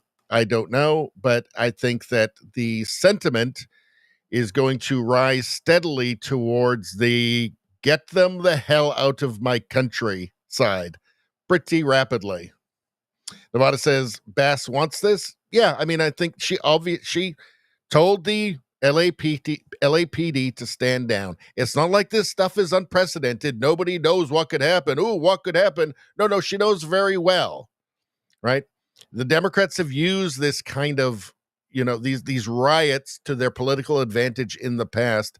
And because they're incapable of creating any new tricks, they just keep using. It's like the accusations of phobia or racism, whatever. Even though it doesn't work anymore, they're not creative enough to come up with something new. They're just the same thing with these riots, with this civil unrest, which is largely manufactured. And it's largely seen as an opportunity for looting and just basic mayhem, which there are always elements in society that just like that. Izzy makes a great point. Hit that like, people. Hit that like, people. It's like a desperate plea. Yes, and I agree. Nevada says CNN fact check is hard to handle. Hits hard like a CNN fact. I'm just reading off a script, and I improvise the communist stuff into that. That's not written in the script. But they need to rewrite that line. Maybe I'll just come up with something else, and then I'll just have to memorize it. And then when I do that ad read, I'll just change it, and nobody will know the difference. Because I'm not cool with that line. Let's see. All right. Let's see. Rosie missed the ad. Oh, no. Well, there'll be more. I'm sure there'll be more. Let's see. Rosie says Alcatraz could be used for the overflow. Nevada says Mexico's closer. It actually is closer to LA, isn't it? You're right. Rosie says, went back to ad. Well, you can't miss the ad. You got to rewind. Great growls. Commie hate. Bold. Excellent. The most you can get out of 10, 1776 out of 10. Thank you so much. Let's see. Turtles asked, does LA have water in the hydrants? Probably not. Yeah, Nevada says probably not. They didn't last time. Oh, God. You hand your city, your state, your country over to radical leftists, and they will ruin it. They will ruin it. Just take a look at Canada. Look what Justin Trudeau managed to accomplish in 10 years. We went from a sane, pretty orderly, wealthy country to what we are now. All right, let's listen. That the National Guard was on site and bringing peace to the city of LA before any had actually arrived in the city of LA. But there you have it, visual evidence that indeed there are now California National Guard in the city of Los Angeles. And we should note that we have largely seen the National Guard outside that detention center, that federal building there. When you wonder about National Guard being deployed throughout Southern California, this is where we're largely seeing it. I did read in the LA Times that they said they spotted National Guard in Paramount, where we had protests yesterday. But right now, President Trump has them, what I can see here, outside the federal building. And you can see quite the confrontation. I think that Mayor Bass and Newsom miscalculated badly. I think that when you see the images of the National Guard and the LAPD, when the images of them in action are shown on television screens and on laptop screens and phones across the United States, there's going to be a sense of, what's the word I'm looking for?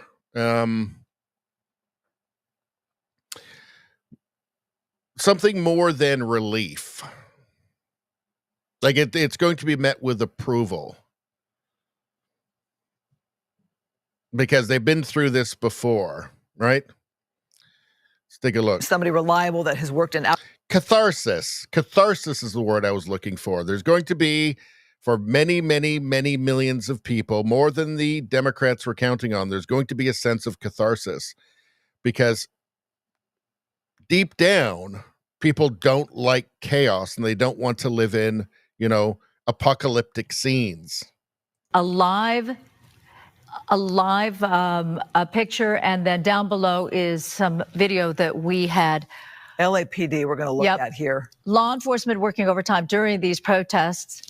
And joining us live is Dekron Melkonian, a retired LAPD officer. What is your take? Am I correct in I've heard this before, John, we heard it from John Miller, who used to work for LAPD, that the unusual thing about today is that it is not a coordinated effort. We're used to seeing agencies work together during the wildfires, for example, but this time that's not the case. The California National Guard are here, LAPD, LASD. How are they working? Are they working together? Right. Thank you for having me. I appreciate it. It is very unprecedented, right? Historically, LAPD's always worked with federal government or federal law enforcement agencies, but it is such a different issue now because of the fact that federal government has a certain policy to take care of. And therefore, LAPD has to stay neutral, because if we infringe and support of taking immigration stance, then the community generally as a whole will no longer have that trust to call the police, to, if they're a victim of a crime, to reach out and ask for help, because they'll fear as though if they are not a legalized citizen here, they'll be taken. So therefore, it is different, because we still want to support any federal activity that's happening for their protection as police officers. But we also have to have the trust of the community and let them trust us if there's any crimes that are happening against them. The Trump administration has been quite critical of the state of California and the city of Los Angeles for declaring themselves sanctuaries.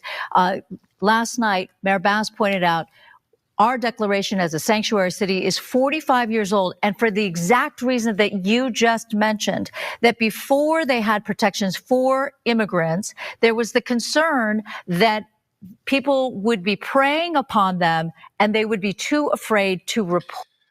Wouldn't it be a lot less complicated to have just deported everybody that had broken the law, federal law, by going into your country illegally?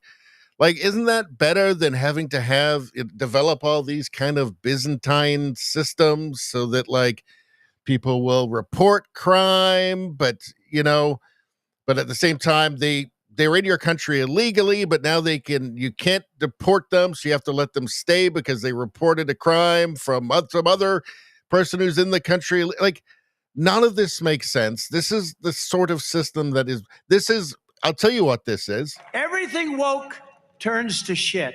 It's woke dysfunction, right? It's the dysfunction that always arises and is nurtured by crazy utopian ideas, far left radical ideas. Of course, the simplest solution, of course, it's the mean solution, and nobody could ever do anything that anybody would see as mean, right? Or not empathetic or compassionate, right? Everybody has to be suicidally empathetic and compassionate all the time, or else they're mean. But really, just kind of like the sane thing, even if some people would think that it's mean, is just to say we're not having people in the country illegally, and that solves all the problems. Doesn't that make sense? By the way, in Canada, we've got, I think, almost 5 million people whose visas are coming up this year. So we're going to have a problem here as well. But we're not mean, right? I wouldn't want to be mean. How policing is done today. Oh, absolutely. It's a huge challenge, I think, today for police officers. Obviously, look, 2020, George Floyd, this is so reminiscent of that. People are emotionally charged. But unfortunately, some people take that First Amendment and now become violent. And that's the issue. So this, to me, looking back and answering your question, this is very reminiscent of 2020. And you're absolutely right. The social media aspect of it, the organization of these kind of protests involves so many people coming in. And look, there's 80% good people that come in and want to do a normal protest. But there's that combination of people, that group that want to become anarchists and want to utilize this time to destroy the city and hurt others. So 2020, definitely, going back to May Day of 2007, obviously another moment in time where we had this kind of issue. The biggest thing now is to ensure that our police officers have the trust of the community, and we are making sure to continue communicating with. Running your country so that you don't, or running your city, say, so that, you don't offend a 20-year-old who's studying gender studies, right? Or underwater trans basket weaving or something. That seems like an insane way to run your society. We can't offend the most mentally and emotionally unstable people in our society. The people with the most insane, unsustainable, unreasonable ideas. We can't offend them. Whatever we do, we have to make them happy. We can't make them sad, because that would be mean. What an insane way to run the world. What an insane way to run your city or your country. Total lunacy. Overpass. We did see one protester get hit by one of those rubber bullets and needed assistance to walk away. As we're still seeing people throwing rocks underneath with members of CHP, it looks like, pointing those non-lethals right back. I will tell you, this gas, it just makes, more gas. It just makes your eyes burn. I don't know if we can see those gas canisters going on. Don't subject yourself to that tear gas longer than you have to. If you can just sort of walk away, perhaps. It looked like that smoke was coming that gas was coming right up towards our camera, so we can understand if, Matthew, you need to pull back just a little bit to catch your breath there. Let us know when you want to go. We're trying to get a good vantage point. I don't know if you can see my eyes right now, just how much it stings. Right nose, everything. We'll back up a little bit. Yeah, the thing is about that mask, it's not really designed for tear gas. Well, it's smoky, but is it mostly peaceful? That's what I want to know. So where we're standing right now, this is on the 101 and in Main Street, and all the protesters were lined up here where we were standing. They've sensed that tear gas is appearing to work. People have moved on. They were firing those rubber bullets up here, but you can still see protesters trying to throw things down. But it definitely seems like it is dispersing the crowd right now. Well, it's interesting to see how this is happening to disperse that crowd. You have those officers there on the freeway below, and that tear gas coming up. Are you seeing law enforcement on the ground level where you are, Matthew? No, we're not seeing any law enforcement on the ground level where we are, but it looks like the crowd is pushing this direction onto Main Street. That towards Chinatown? North on Main Street. Yeah, they're running that direction right now, and then you can looking towards the federal building over here. There's still a large presence of protesters that way. As you can hear people coughing from this gas. I mean, it definitely cleared people out of this area. Are you all right? Are you all right? So the question is, is this too big to control now? Will Frankenstein's monster or Gavin Newsom's monster run wild, uncontrolled and uncontained? Or will law and order assert itself forcefully and gain control of the situation? I mean, it's not dark there yet. And when it gets dark, I've seen pallets of bricks being, somebody's dropping those off. Somebody's dropping those off. Who's organizing it? Who's organizing these things? That there's some Soros NGO or something that's throwing some money in from somewhere, right? Destructive and violent. And when we talked to Bill Lasaley, the U.S. Attorney, yesterday, he was quite pointed in saying, if you're destructive, if you hurt one of my officers, we will find you. Now we're looking at Sky Fox, and we see these agents, these police officers, as they're running on this road. Is this still part of the 101? Yeah, that is part of the freeway down below. And that. Just read this from JJ. Are you all right? No, I'm an idiot standing in tear gas. There was really no way those officers could move the vehicles or move out of that area. And they were taking safety and shelter underneath the overpass there. But also keep in mind for Angelenos, that means no vehicles going through the freeway in that direction as well. So as long as that freeway is shut down, that's a major hassle for everybody else trying to get around Los Angeles at this point in time. So they were able to move people largely from that area. But you can see people on the... Look at this. There are people up there just throwing rocks down on them. Like, how are they not securing this bridge? Yeah, it looks like things might really pop off tonight. It's just lunacy. Total lunacy. They've created they've created a monster, and they are unable to control it. Jeez. Spambot says Soros NGO is confirmed in capitals to buy bricks and open borders signs by the metric ton. Yeah. Yep. They're getting it from somewhere. And this is what they do. This is Soros. His plan seems to be to destroy Western civilization. His enemy is Western civilization. And now I guess it's his son. Although I'm sure that Senior is still very interested in ruining everything.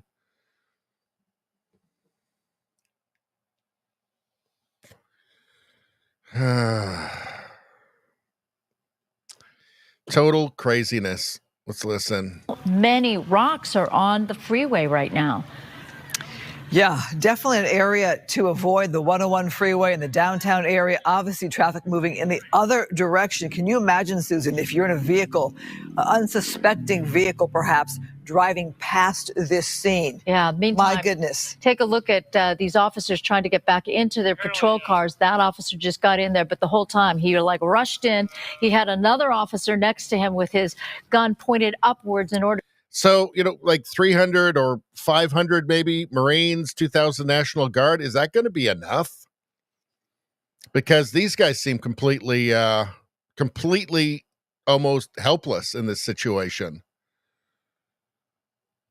Are you going to start seeing some live rounds going? I mean, that's a serious question. Look at this. Look at this. I mean, they're going to kill one of these cops. if this continues, right? That's a real possibility. Totally nuts.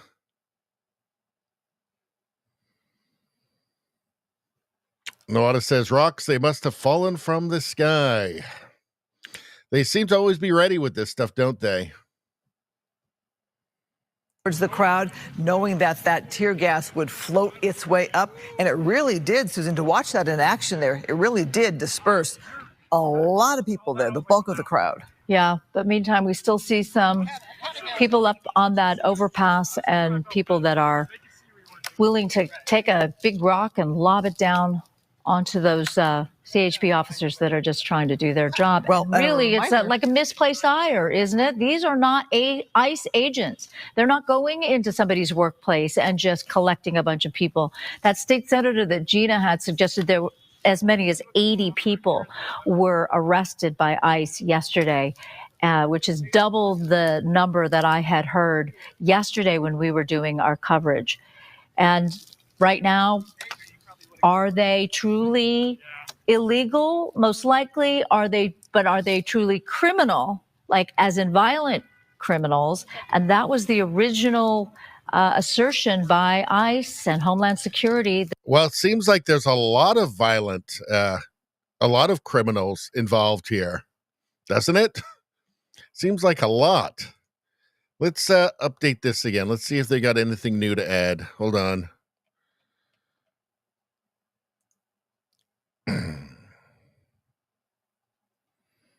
Oh, okay. So it says here, anti-ICE protests spread from LA to New York City. Let's take a look. You're looking at live pictures out of Paramount, California, where protesters have been clashing with police all day outside a Home Depot. It is still unconfirmed whether immigration officials were conducting an ICE raid, but several ICE vehicles have sustained damages and multiple protesters have now been arrested for an assault on a federal agent. This incident follows a night of riots in Los Angeles following multiple ICE raids in the city. Hi, everyone. I'm Joe Concha, along with Lydia Hu, Alicia Acuna, and Guy Benson. The big story tonight. Tear gas has filled the air as protesters clashed with police last night in Los Angeles. At least 45 people were arrested last night, while DHS says that more than 118 illegals were apprehended this week. The protester tried to storm into an ICE facility last night after being fired upon by radical speakers at a rally. Listen. Free them all! Free them all! Free them all! Because an attack on one of us is an attack on all of us! And Los Angeles does not back down for that kind of fight! Continue fighting until we reconstruct every single institution from the ground up. Reconstruct, right? These people are communists. Okay, these are communists. Okay, they want to rebuild. They want to burn down society and then rebuild it into an awful 1984 dystopia. So we can grant full amnesty for all immigrants, demand full compensation for all of the victims. Amnesty for all immigrants, because they don't distinguish between illegal immigrants, people invited, not invited, murderers, rapists, whatever. They don't distinguish, just all. And then you have to, recompense them for the trouble as well. These people are communists. I had a friend of mine ask me, back when I first started the channel, do you really think there's all these communists out there? And I said, yes, I do. They're running all of the institutions right now. And the way you know that is by listening to them talk. This criminal injustice system. What's going to change this is organizing, and not just any type of organizing. Oh, there we go. Socialism and liberation on there. I'm telling you, these people are all far leftists. Militant organizing. Incredibly, Mayor Karen Bass is still standing with the protesters, saying she's fighting for all Angelenos regardless of immigration status, and doubling down that LA is a city of migrants leaving. All Los Angelenos, regardless of immigration status. Just think about that for a second. Think about how insane it has gotten. Insane. We're now a mayor can just spout as if it's perfectly reasonable that people that are in your country illegally have every right to stay there, and they're basically the same as citizens. This is crazy. This is end of Western civilization stuff. Out the illegal part. But the people on the side, as Karen Bass, are threatening ICE agents, spray painting death to ICE on dumpsters. Gavin Newsom also weighing in on the riots and blamed them on, get this, President Trump, accusing him of tearing families apart. And this chaos has now spread to New York City today alone as protesters organized in Lower Manhattan. Joining us to break down everything in terms of these protests is border czar Tom Homan. Tom, how is ICE responding to these protests? And thanks for joining us tonight. Look, we're going to continue doing our job. And yesterday, we got 118 arrests. I was out here yesterday to kick off this operation. And what people aren't talking about is ICE served, several warrants yesterday. These were criminal warrants. This is a criminal investigation. And today, we're continuing operations. They're not going to shut us down. We're out there right now doing operations. We're going to keep doing operations. We brought in more resources to push back the protesters, but I'll say it again, a serious warning. You can protest all you want. You got your First Amendment rights.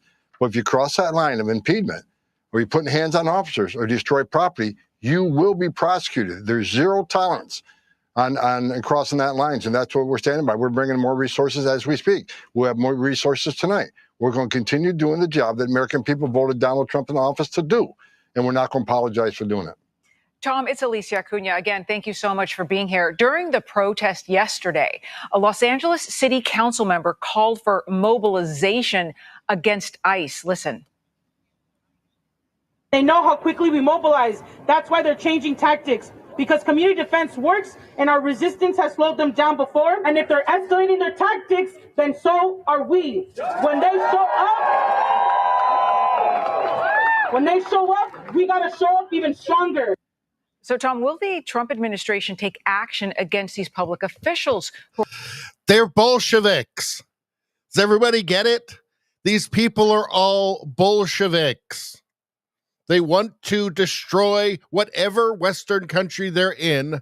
They want to destroy that country. They want to destroy the culture, the traditions, the laws, everything. They want to destroy, Mao's four olds, right? Everything. They want to totally uproot everything and everybody to build their Marxist utopia on top of the ashes of the old..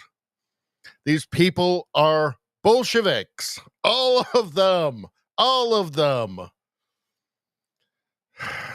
And, regarding her, I'm sure they have Taco Bell in Mexico, don't they? For God's sakes. Then so are we. Elected officials or these non-government organizations, they can't cross the line either. I mean, we got people like, Hakeem Jeffries saying he's going to dox ICE employees. ICE agents out there with masks on. They're wearing masks to protect themselves and their families because they've been doxxed, their families have been doxxed, their life's been threatened, their families have been threatened. I know myself, I had over 1,000 protesters in my house. I expect that as the borders are, but these men and women are putting their lives online every day. They arrested a lot of bad people yesterday and today. They arrested child sex offenders. They arrested people convicted of robbery. They arrested public safety, not only significant public safety threats, but national security threats. They arrested gang members. We're making Los Angeles safer. And Mayor Bass ought to be thanking us for making her city safer. And the term migrant, as Joe Concha rightfully said earlier, they're illegal aliens. There are illegal aliens in this country, and we welcome. We're the most giving country in the world. But these are illegal aliens who committed a crime by crossing this border illegally.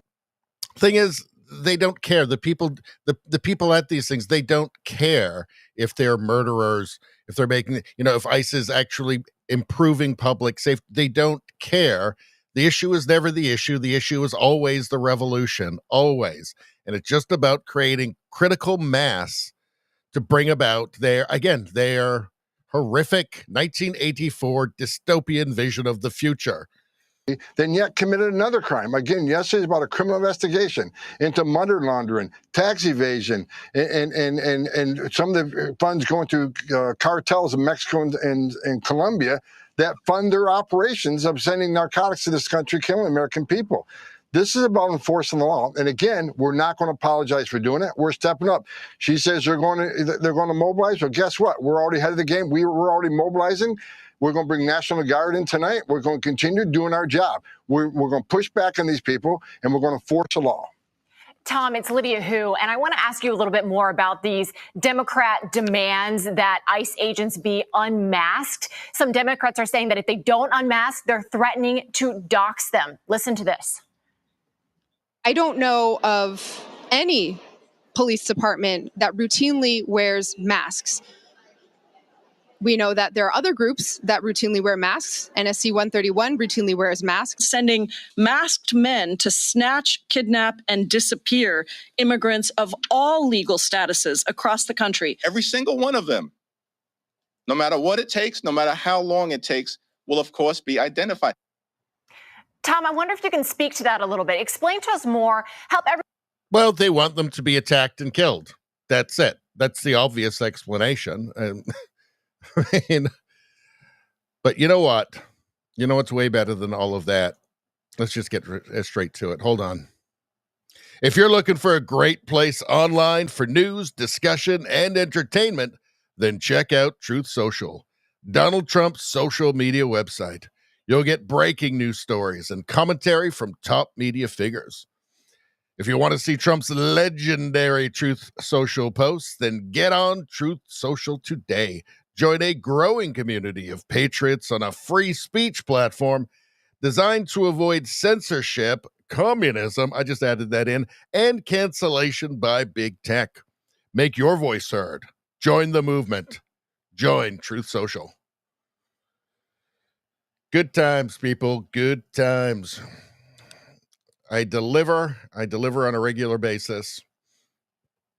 I want to get to the chat for a second. Let's go back here and just see if there's something. Yeah, still anarchy and insanity going on in LA. But let's get to the chat. Rogue Thought. How you doing, Rogue Thought? If it isn't taken care of in LA, California decisively, it'll be coming to a leftist city near you and will probably anyway because they are insane. Well, yeah, I mean, this is part of their playbook now, right? They feel that 2020 was very successful for them. The summer of love was very successful for them, they feel. And again, they don't develop new strategies. Right? They're still calling everybody who disagrees with them racist and phobe, even though it doesn't work anymore. But they can't develop anything new. There's one thing they thought worked. They're getting desperate. They're seeing their approval ratings, historically low, and they're desperate. And so they decided to pull this out again. That is why the mayor told the LAPD to stand down when this was kicking off with the ICE agents. That's why.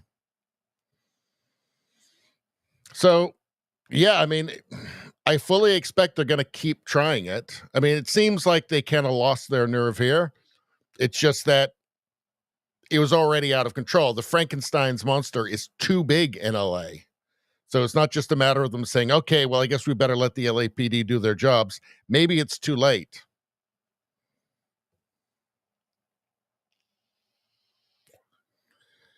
Let's see.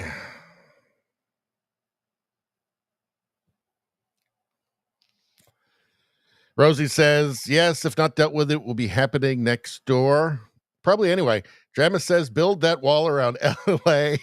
Make escape from LA reality, I guess. Let's see. Spambot Fodder says, commies shouldn't speak. They certainly do not speak for me. Well, they don't speak for me either. I think they're all insane. Let's see. Rogue Thought says 10 million, 50 million, a billion. Are you talking about like when they talk about amnesty to, the crazy Marxists there, activists, when they say, amnesty for everybody? Here's a trick. So if you've got a leftist friend, right, they may call themselves like liberal, but don't be fooled. They're not liberals. They may think that they're liberal, but they're not. Liberals basically are extinct at this point. They all hold very deeply illiberal beliefs. But if you know a leftist, and they're very concerned, and they're just full of compassion and empathy, and well, they're people and blah blah blah. Just ask them, and they're pro-immigration, they're pro-mass immigration. Ask them, okay, well, what's a number that would be too much for you? So if it's Canada, say, if you're in Canada, ask, okay, well, the population right now is 41 million. What about 100 million people over the next year? Would that be too much? Would you vote against that? They won't answer the question. They won't. So you give them a number, which even they can recognize, okay, well, that is too much. We're going to have major, simply that's just not feasible. Give them a number. Give them 100 million people over the next year. They won't answer. You'll say, is that too many? Do you think 100 million people in 6 months is too many? They won't answer the question because they can't. Because to be opposed to open borders in any way is right-wing. That's conservative or fascist or white supremacy or something. I guarantee you, ask them the question, they will not answer. They won't name a number or agree to any number that's too much. It's because they've never thought about it, and because it's just simply political fashion. And it just doesn't feel progressive. Nevada says they're bleeding our economy and savings dry. That won't affect them. You can tell them that. No, that doesn't sound progressive. That doesn't sound like this vague, nebulous empathy, which is the only thing apparently we're supposed to care about, even though it doesn't really mean anything, and it's totally incoherent.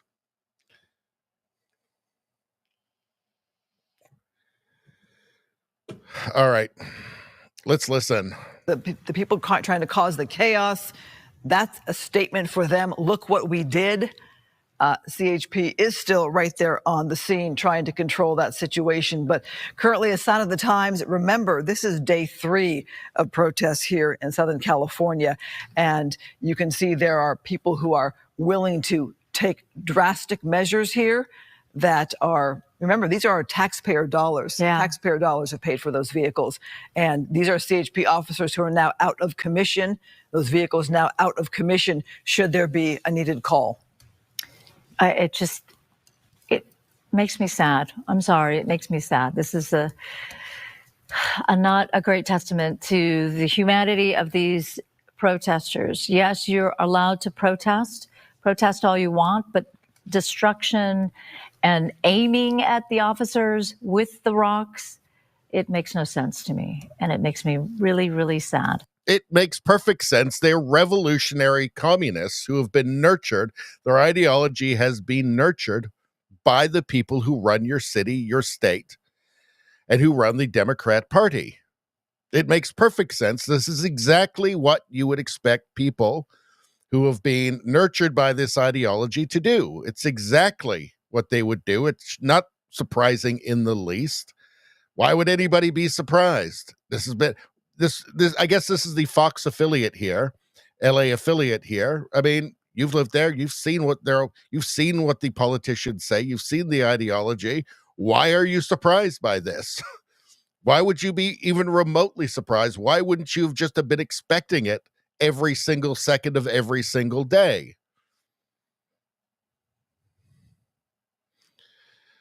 I mean, the whole West is evil and anything even remotely sensible is fascism. That whole thing. Those people who are creating so much destruction.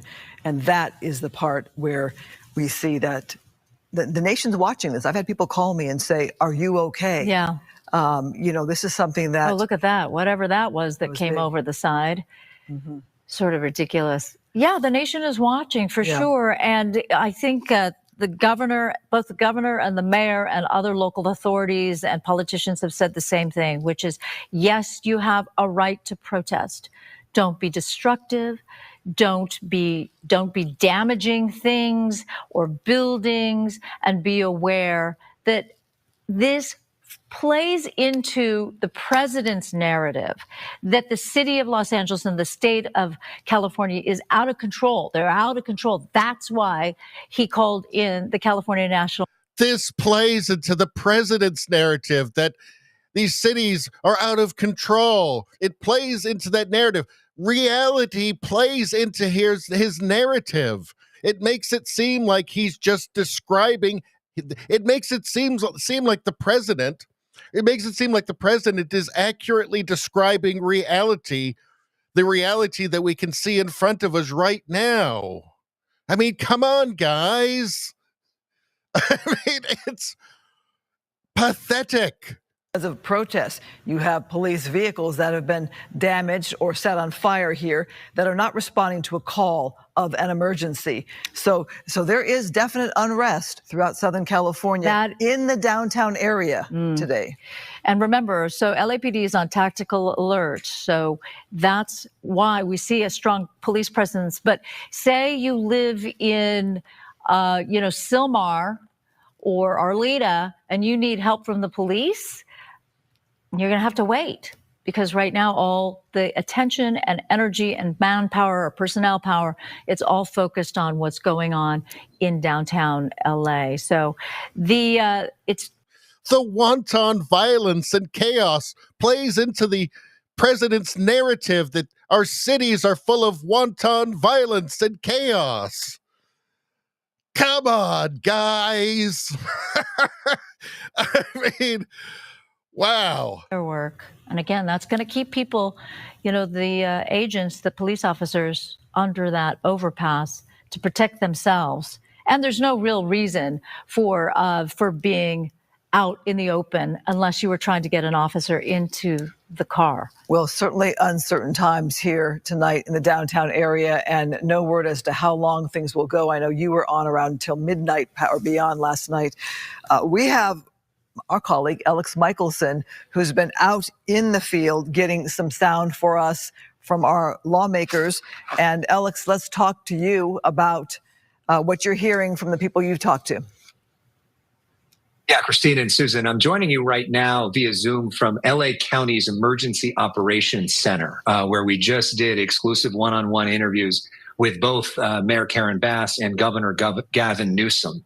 And it was interesting to hear from both of them. We're very clear in trying to put out the message that violence is not the answer, and that a lot of the people that are responsible for this violence, responsible for the images that you're seeing on your screen right now, should be arrested and prosecuted, and that they're not helping. But the other piece of news that was interesting from Governor Newsom is that he is going to be announcing a lawsuit tomorrow suing President Trump for this move to bring in the National Guard without the governor's permission. That is not something that happens often in American history.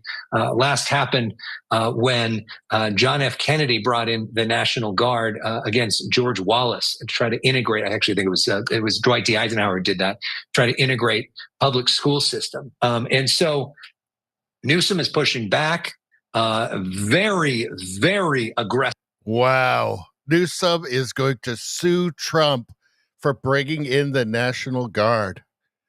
I have to wonder, at some point, is there something that will break the one-party monopoly in California?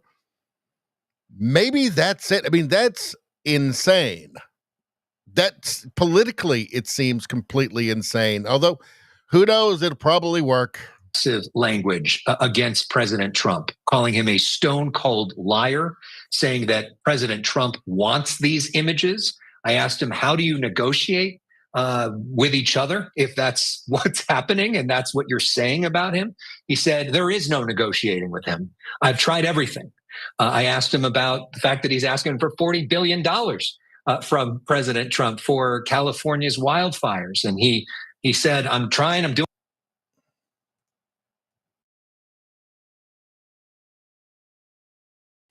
All right. Sorry about that. That was the glitch. We got it fixed really quick. Really, really quick. doing everything I can. But there is real anger. And Newsom also saying that what Trump said publicly, which is that on a phone call the other night, that if Newsom didn't get things under control, he was going to bring in the troops.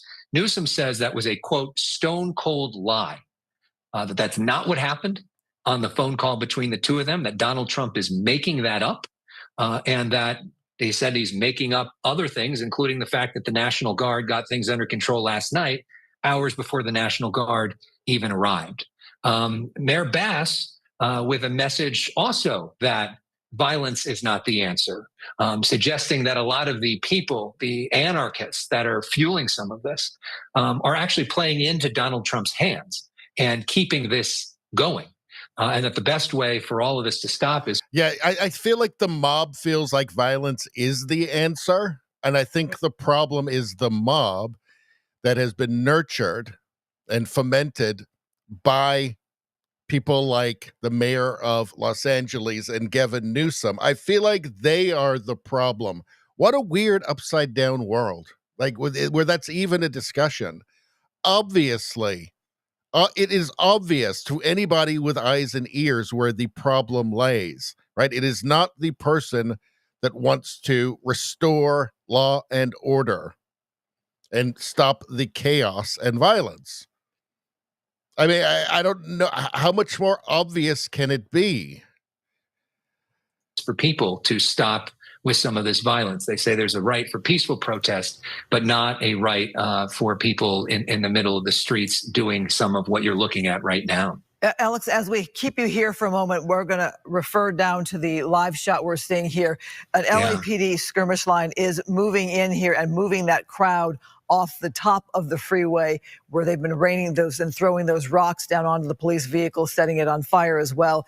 So now you are seeing a show of force here as police now are on this level here, moving this crowd away. Maybe they can get them away enough that those vehicles can be cleared and the freeway can be reopened at some point to motorists in both directions. It's going to take some time, but you got to get those people out of there because they're going to continue to do the damage they're doing.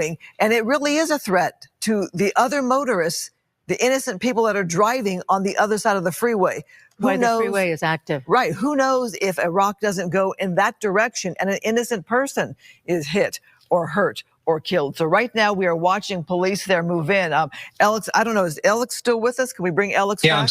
I'm still here, and I'm able to see the live pictures. I didn't know that those were live pictures that we're looking at right now. I mean, they're very dramatic. That what we're seeing right now on the freeway, and we see now the horses moving in, and that's part of what I asked both Mayor Bass and Governor Newsom. How do you can get control of this? Because it's clear that things are not under control and that what's happening right now is not working. And they, said that the National Guard is inflaming this. I said to Mayor Bass, we're looking at right here, not the National Guard.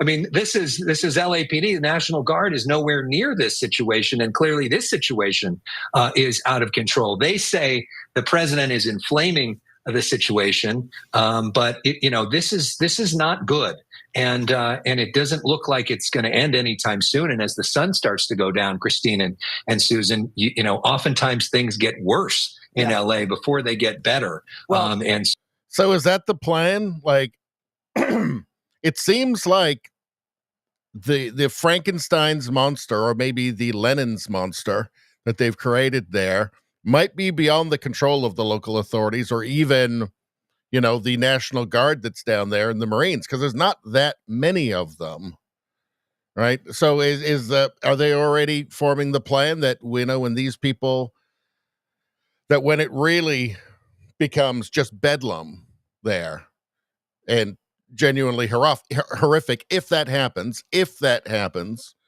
that, it's Trump's fault. I mean, I guess that's just everything is Trump's fault anyway. So I guess that's just reflexive to them.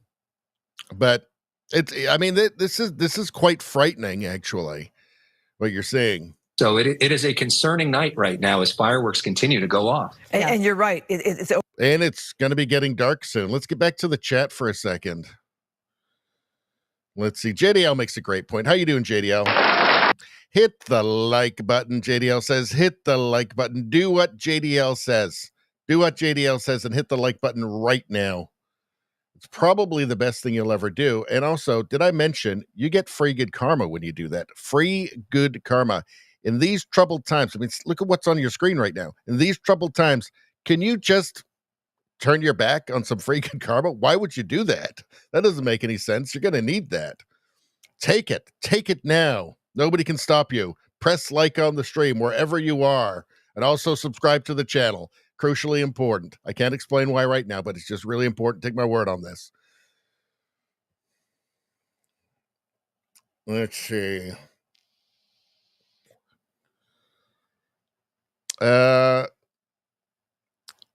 Reader Streamer says, to a point, the citizens are fighting more than you're allowed to see in some places. I have stories about Europe with places like Ireland where people are setting buildings full of immigrants, lighting them. I have seen stuff like that too, actually. I don't think recently.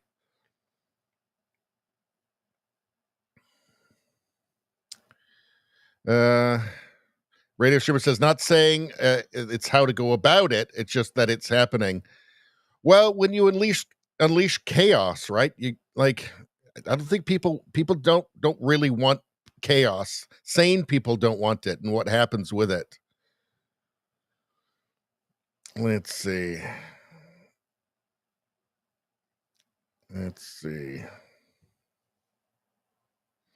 Nevada says nobody wants to live there anymore, but at one time it was a beautiful city. Well, they now have like a net loss every year, don't they? I mean, certainly now that the border's been shut down, they're going to have a net loss. I mean, a net loss in terms of like productive people from California. I've been to LA many times. I have zero interest in going back there. Zero interest.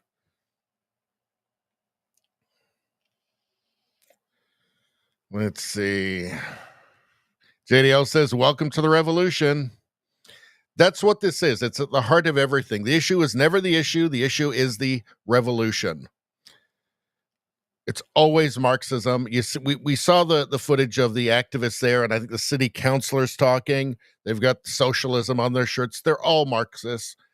That's at the heart of it all. That's why you see all the people with the cafes, right? It's always, and why you see the Antifa there, obviously. It's always the revolution. It's never what it is. It's always the revolution.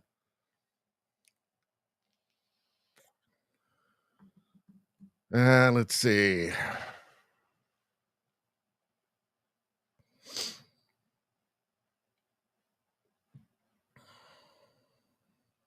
Nevada says, Richie, check Rebel News on that Ireland thing. We will. We'll do that in a different stream. We'll do that one on a different stream. Pile of stolen city scooters. That's what I was thinking as well. Stolen city scooters. Nevada makes another great point here. JDL is absolutely right. Hit that like button. It's free, and you get the good karma. I mean, come on. JDL says, is Antifa there? They're always in these things. They just hitchhike on whatever it is, and they're usually the ones who start out with the throwing rocks and lighting things on fire. Let's see, and they use the cover of the crowd to turn it violent. But there seems to be a different feel to this, even from 2020. Now there is a response, an actual response this time, but I hope that everything. I hope that they manage to get it in hand. Let's see. Ezra was in Ireland recently. Nevada says might still be there. Yeah. I think just a couple of days ago, I think I saw something from him in Ireland. But let's listen to this guy again, to this wet noodle. You know, it is an element of this as well as legitimate anger from protesters and peaceful protesters who are often their message is lost because of all of that happening. That's 100% correct when you consider there was a peaceful protest in Pasadena, but just give it a break with the peaceful protests already, okay? I think it's past that. Right here, right now, we're getting ready for a news conference by police. There's Chief Jim McDonnell. Public will be met with swift and lawful action. Our goal is to maintain order without escalating conflict and to protect everybody's right to safety. Recent public statements have misrepresented LAPD's action from an incident the other night.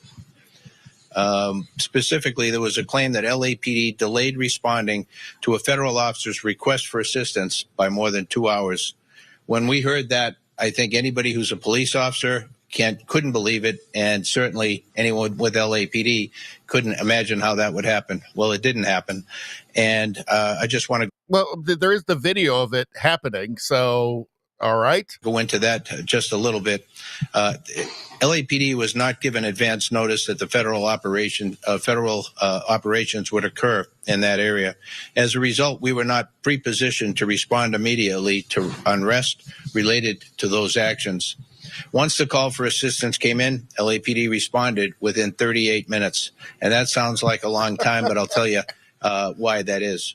The response was impacted by traffic, crowd density, in the area with unrest occurring, hazardous conditions caused by tear gas that was previously deployed by federal agents at that location. Many of our officers, because it was put together in a mobile field force configuration without advance notice, were not equipped with gas masks.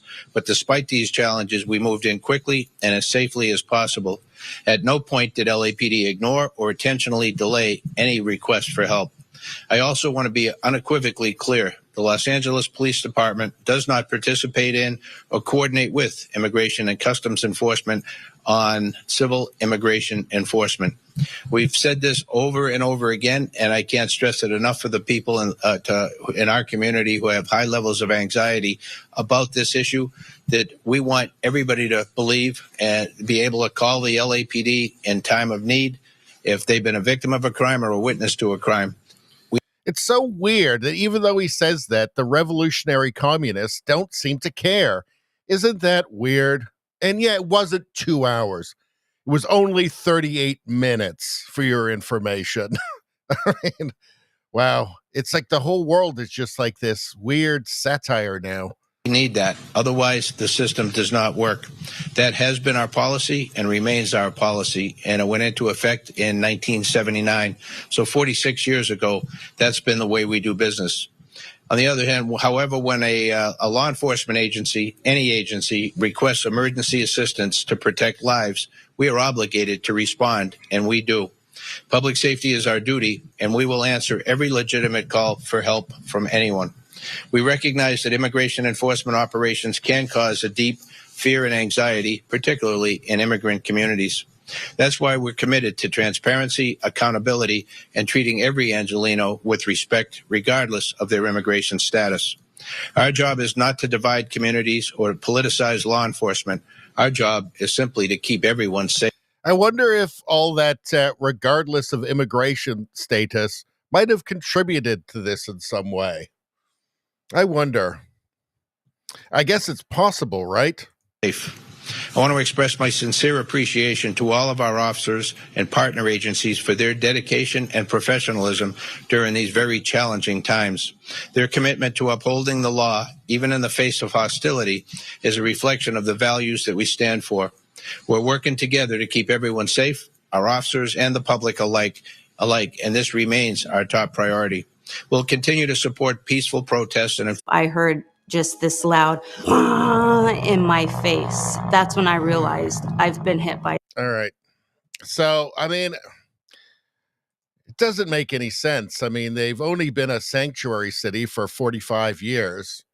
And for some reason, they have big mobs, unruly, ungovernable mobs, lighting things on fire and waving while they're waving Mexican flags around. I mean, that doesn't make any sense. I mean, they've been a sanctuary city for 45 years, right? That all the empathy. What about the empathy and the compassion? So strange. Who could have guessed any of this? Let's see. All right. Well, that's DHS sends message to Los Angeles protesters. Order will be restored. So I wonder if these guys got the message. These images are going to have an effect. Sane people will see this. Let's see, guy with, like, what is that, like skeleton face mask, waving Mexican flag on top of a burned out and destroyed, what is that, a police car? Or is that one of those, or is that one of those Waymo taxis? Sane people will see this, and it will cause a reaction deep inside of themselves. And it's not going to be a positive one. They're going to say, I don't want to live at the mercy of that guy. I don't want to live at the mercy of these people. This is not what I want. This is not the society that I want to live in. I want that gone. Right? I want that guy and his flag the fuck out of my country. Get out. Get out. That is the only sane response to an image like this. The only sane response. Nothing else, anything else, and you've basically been deranged by ideology or by political fashion. Right? It's time to put away your nebulous ideals of empathy and compassion that are so fashionable and they go over so well at your dinner parties. It's time to put those away and get fucking real. What are you guys saying? Let's see. Izzy says, peaceful protests. They forgot fiery. Let's go back again. Where was it? Where was she? Let's listen to this one again. She pulled out that old chestnut from 2020. Demonstrations had been going on right outside the Federal Detention Center. Most of those demonstrators were very peaceful. They were chanting, they were shouting. People were driving by, honking their horns. And again, they were expressing their anger about the detention. Yes, there she is. I mean, the peaceful protest. Well, she's got, heralds of the apocalypse behind her. You can't make it up. It's satire. The world has just become natural satire. About the violence that we're seeing. This violence that I've seen is disgusting. It's escalated now since the beginning of this incident.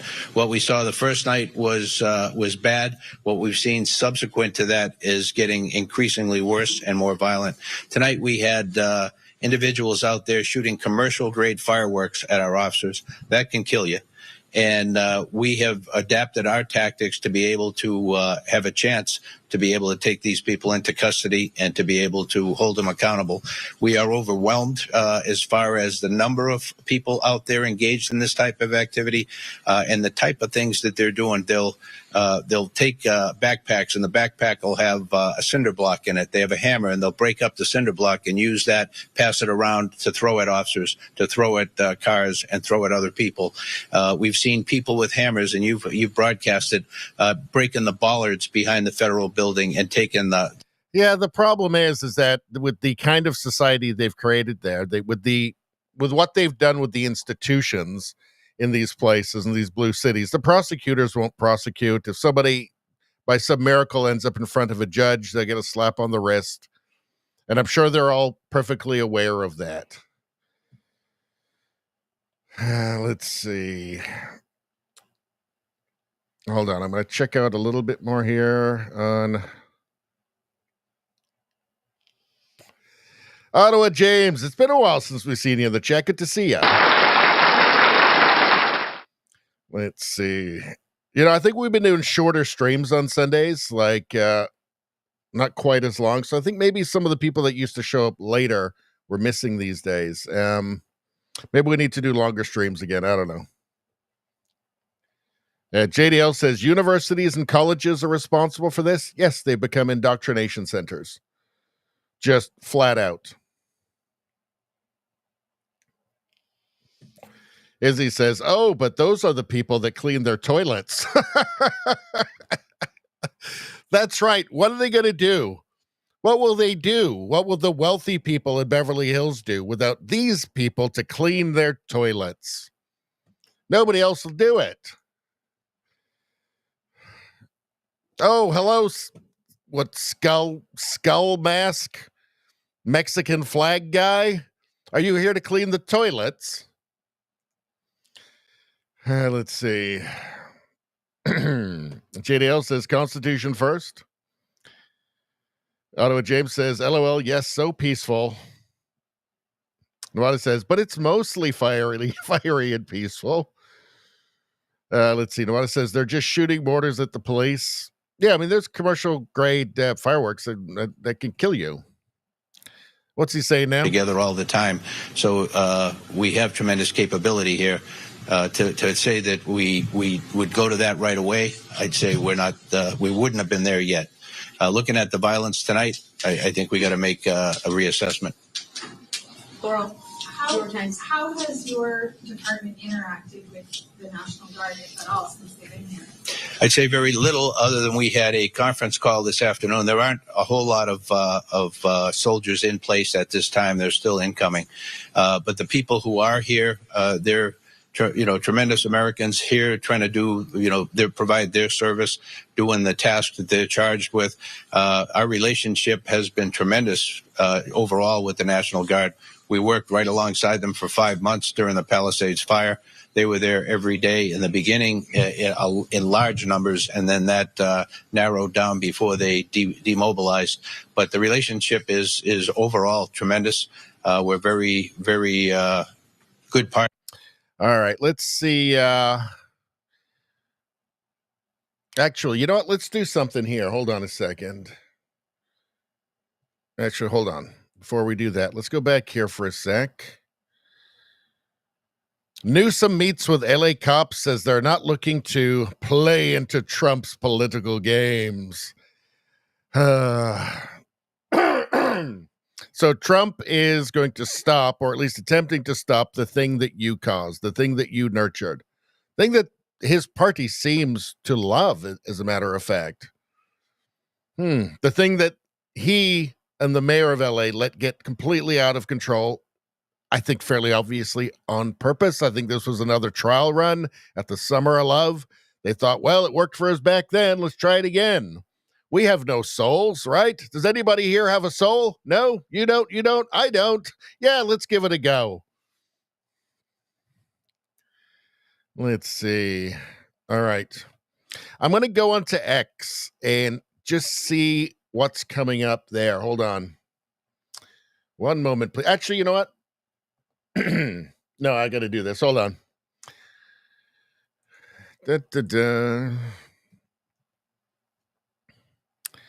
Is there anything coming up? Well, here's something. Let's see. From Andy No, at least 5 vehicles were burned to ashes by far-left rioters and Mexican nationalists at the insurrection. I think he's actually using the word insurrection correctly here.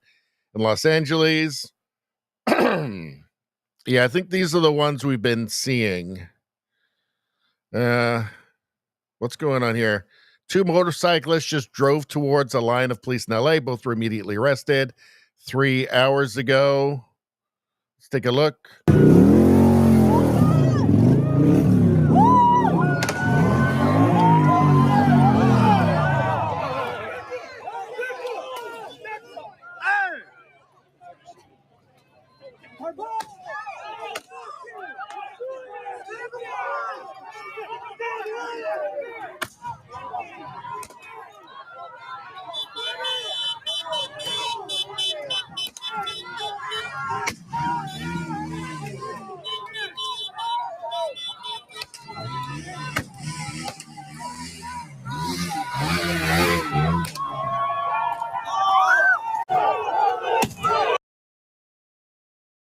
Yeah, that second one was the dingbat we saw earlier. I wonder how many people in the United States watch this and think, why do we have to live with this? Why must we live with this? I think this is going to have an effect, and I don't think it's the effect that the Democrats wanted when they allowed this to pop off, which I think they fairly obviously did. Hold on one second. I'm going to just do a quick search. Okay. LA riots. Let's see what comes up. Let's see if there's any breaking news on here. 14 hours ago. I guess we'll have to go with latest. FBI Director Patel warns protesters against hitting cops. Hit a cop, you're going to jail. Doesn't matter. Okay, so that makes a lot of sense. Earlier today, how is this normal? The vehicles burned so long that they are virtually disintegrated. That's because they're electric cars with electric car batteries. And anybody breathing in that smoke, it could find themselves having some serious health problems. Let's see.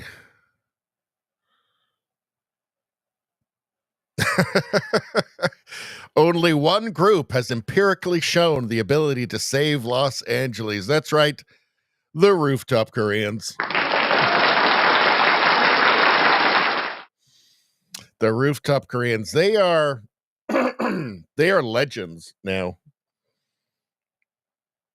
Let's see.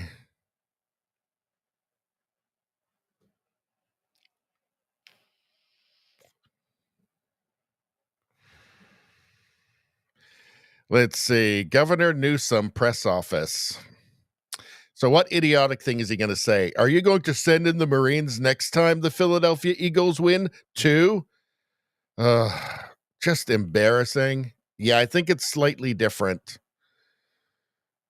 All right. Well, it doesn't seem to be too much going on here. All right, let's go back. Let's check out the live stream again.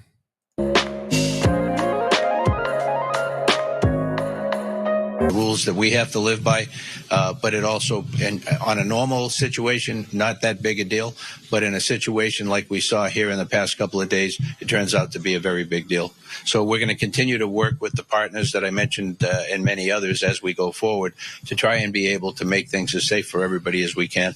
All right, Spectrum. Chief, how many arrests so far? You have that? Yes, Captain Raul Javel, Operations Central Bureau, Incident Commander. At least, this is very fluid and preliminary, at least 10 people arrested so far. There's arrests being made as we speak. About 3 officers injured. At least 10 arrested. That means there's only like 10,000 left to go. But they're not significant enough to be transported to a local hospital. They were treated at the scene. But we're making more arrests as we speak. And we're trying to get into that posture where we're able to make arrests. Right now, really, our officers are really under attack. If you can see when the chief was talking about, we're trying to, first of all, ensure that our officers are safe and the public is safe. And then we'll move into, if we can arrest, we'll arrest, and then obviously protect the property in our vehicle. They'll have to put them in the soccer stadium, which actually would be kind of appropriate. And then 29 last night as well. And so as we move forward, we will step up our arrest posture in order to hold people accountable and do what we can to stop this violence. We're going to go 2 more questions. Really quick, yeah, she asked a question I have really quickly. How long can we expect for this situation to happen? I'm sorry, say that one more time. How long do you think this situation is going to be? Yeah, for me, again, that would be speculative to say how long that the members of ICE will be in town doing the enforcement actions they're doing. But by calling out the National Guard, oftentimes their deployment periods are in 30-day periods. And so, to me, you see those Mexican flags? It's going to be an extended period of time. Lots of Mexican flags. That's a show of dominance. That's a show of cultural dominance. That is, we are not you. Okay, we are our own distinct group here, and this territory, this ground, this city is ours. It's not yours anymore. It's ours. It's not Mexico's so great, and but I don't want to go there right now, but it's super great. It's better than here. It's not that. It's like, this is our culture. It's Mexican culture, and this place is ours now. It's a show of dominance. That's what it is. That's why the flags are there. Don't know how long that'll be. We're gearing up for that to be able to participate in a meaningful way as we move forward without exhausting our people beyond what they already are. We're a department that went through 5 months plus of the fires, and dealing with the fallout from the fires. And as you can imagine, with a very limited sized department to begin with, that's a big stress on our deployment, but more so on our people and their families. So as we move forward, we'll do everything we can to focus on employee wellness and to be able to offer whatever services we can to address the needs of our folks. Sure. We'll go one more back there because he hasn't asked yet, and so Carmen, go ahead, and then one more, and then we're gonna call it. So two questions. One, is there a chance of instituting a curfew? And two, will you be going back and re-looking at any of these incidents that maybe there wasn't an opportunity to make an arrest at the time, but going back and trying to investigate who's responsible and potentially arresting after that? No, thank you for the question. I spoke with the sheriff today, and we discussed the possibility of implementing a curfew. We don't rush into doing that, but if we need to do that, I'll go back with the sheriff and we'll look at the options as far as that goes. And as far as give me the second part of the question again. For some of these incidents we watch unfold, a lot of people watch I got you. things just unfold in real time. Yeah. Thinking, are any of these people going to be held accountable for this, for the cars on fire and things like that? Is there a chance of going back? Absolutely. When you look at the numbers of arrests we've made, pale in comparison to what will be made. There are video accounts of what happened everywhere on social media, on individuals, cameras, iPhones. We will go after that. Very aggressively go after the all available video, analyze that video, and hold whoever we can accountable for the variety of different types of crimes that have. Well, it's dark there. It seems like maybe they're starting to get things under control. I mean, when it gets dark, that's when it gets really dangerous. You have to wonder what happens if they decide to just head into the suburbs. I think somebody mentioned that. Somebody commented on that in the chat earlier before the glitch happened and all the chat got erased on my feed here. But you have to wonder about that a little bit. Although LA is almost like all suburbs. The downtown is tiny. But it seems entirely possible that, you could have this kind of critical mass where the Frankenstein's monster that they've created, that the politicians and every institution have created in these places, in these blue places, where it really does just get out of control. And then you start to see things that you never expected to see in your country. I'll just say that. What is she saying? Can you get the spellings of the... Oh, is she back? All right. Oh, hold to on. the chief of police of Los Angeles, talk about his assessment of what's going on right now, the strategy, the fact that it's really remarkable, but he's not working with ICE, not working with the California National Guard, pointed out that the National Guard has been federalized and therefore working for the U.S. Army, not for the state of California. There's a lot of things out there that he's considering. Not working, like bragging he's not working with the National Guard.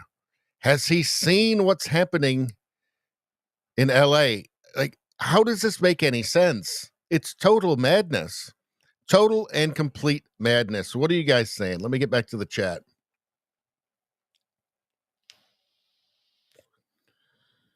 Let's see.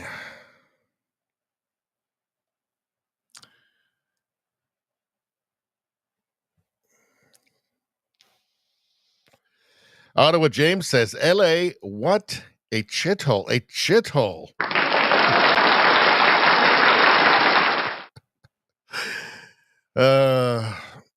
Let's see. It really is now. Used to be a beautiful city.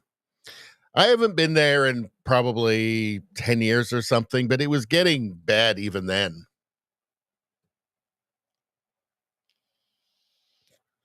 Nevada says, I heard something about San Antonio today getting stupid. Let's see. Nevada says, that's nasty, nasty smoke. Yeah, you don't want to be breathing in the electric car battery smoke. That's incredibly stupid. Let's see. Nevada says, it's dark out now. Yep.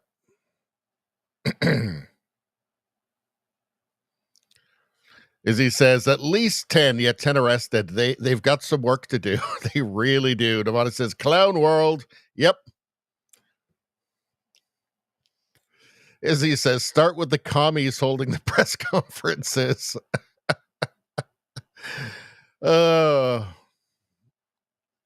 Let's see. Ottawa James says, I suddenly have a craving for a burrito.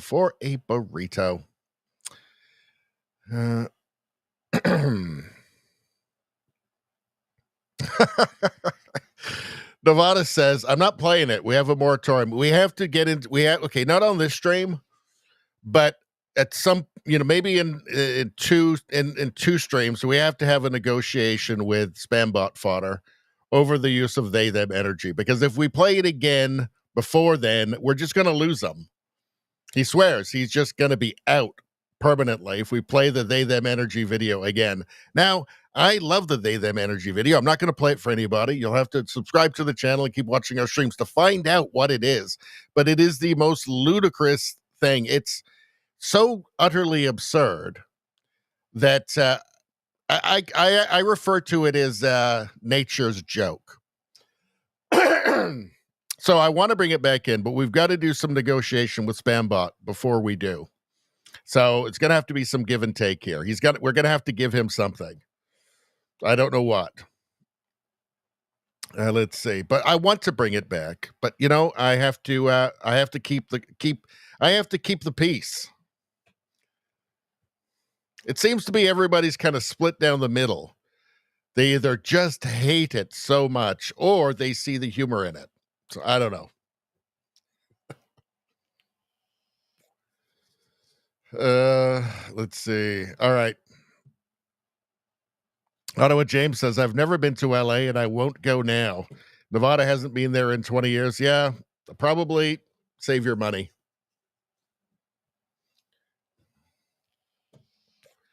All right, let's listen. A law enforcement operation, and they would go and conduct their operation and they would leave. Local law enforcement won't do that for ICE. So what you saw in Paramount yesterday were FBI agents, DEA agents, HSI agents. They were all called out of their offices to stop what they were doing to provide the security for ICE so it could do its job. Well, they can't do that every day. We won't have FBI agents working in their offices. We won't have DEA agents taking down cartel drug dealers in Los Angeles. They'll all be doing security, which is not their job, out at ICE raids. So the National Guard can come in here, per the president, as a federalized unit, and take missions with ICE to go to those locations and give them. I'm sorry, sir. With all due respect, that is not the sentiment that was put out by the president of the United States. He put out the information that suggested he was calling in the National Guard to get the city back in order, and then took credit for bringing peace back to the city of Los Angeles before any agents were actually deployed, any National Guard actually deployed. And this is the problem with the messaging. That's not what their mission will be, because they aren't going to come in. But that's what he said. But no, isn't that what the president said? The president put out the messaging that suggested that the National Guard would come out to do what local PD could not, to do what Governor Newsom and Mayor Bass would not. Yeah, okay, to do what they could not and would not, which is support the ICE doing their job. No, that was not the suggestion. That was not what he was suggesting at all. And others from the Trump administration. Bill Asaley was saying the same thing. Or I take that back. I'm not quite sure if Bill addressed that specifically. So exactly then what you're claiming then is that that 200 National Guard, or if it goes up to 2,000, are going to be out walking the streets in Los Angeles? I'm not saying that. I'm not saying that at all. He says he's calling up 2,000 National Guard and then federalize them. Okay. Correct? We agree with that. That was his initial statement. But he also went on to suggest that part of the reason was because Governor Newsom and Mayor Bass were not doing enough to keep the city in a state of status quo or peace. I think it's fairly obvious that they weren't doing enough, right? I think it's actually fairly obvious that they wanted things to kick off. But I find this all very weird, like arguing about Trump and like, why isn't she, like, does she want the support for law enforcement there or not? Like, shouldn't she want it considering what she's witnessed? Because Trump has done something they don't like. Well, I don't instead know of that they're taking the justified. They're stand calling for the and arrest of taking the anyone stand- that was destructive or damaging or hurtful in any way. Hurtful meaning injuring a police officer. So I don't think that's the case. What they are saying, though, is the mayor said to us last night that when you go into a company and just round people up without giving them an opportunity to prove that they have citizenship or they have documentation that allows them to stay there. She was in total disbelief that it could be that all those people, dozens of people, fell into that category of the original sentiment that came out of the Trump administration, which was we are going to find violent criminals and kick them out of the country. Those are very emotional and sad accusations that are made, but none of them have been By whom? proven. You had a report by a state senator in Pasadena today that the ICE who were staying in a hotel as guests rounded up employees and asked them for their ID. She didn't suggest round. So this is the Fox affiliate there, but I guess if you're in LA, even if you're working on Fox, you have to be, the leftist narrative bot, I guess. It's kind of weird. I find, like, isn't this kind of the concern? Isn't it concerning for Western civilization, for a city in anywhere in Western civilization, that this is the kind of dialogue that's going on around this, right? When I just find it baffling to me.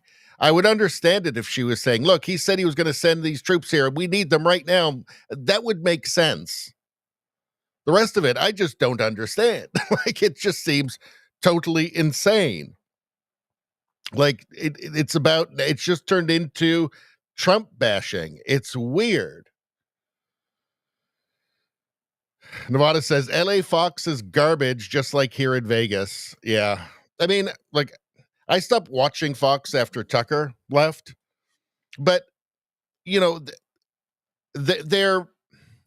more in touch with reality than any of ABC News or NBC News or CBS News or CNN or MSNBC, right? But this is, I mean, I guess if you're going to be the Fox affiliate in LA, you've got to be crazy. You've got to be a dingbat. You've got to be a lefty narrative robot. I guess there's just no way around that, I guess. I'm going to see here. All right.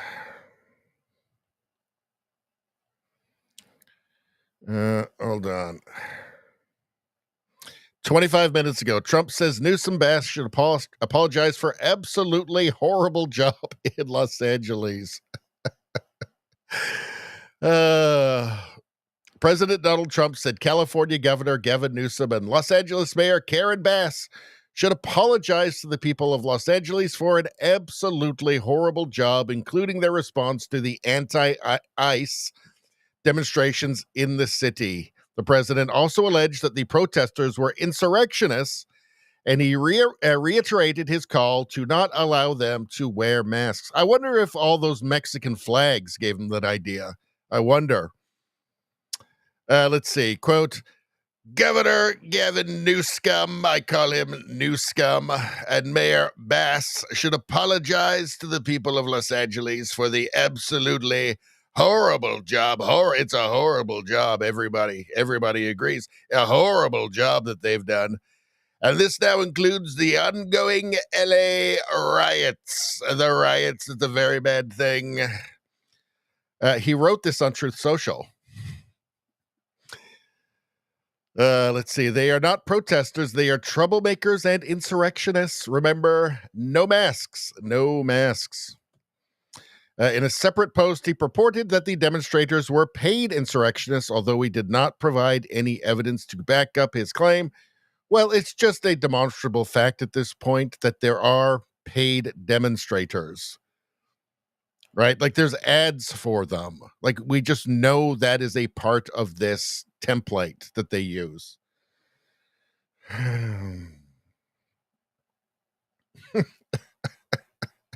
There you go. There you go. That's right. That's what your empathy and compassion gets you.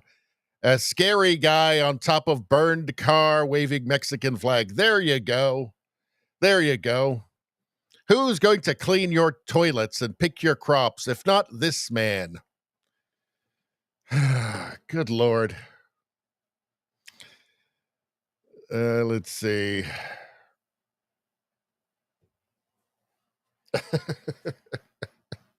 Travis Eve says, the they-them energy clip makes me smile, but I can live without it.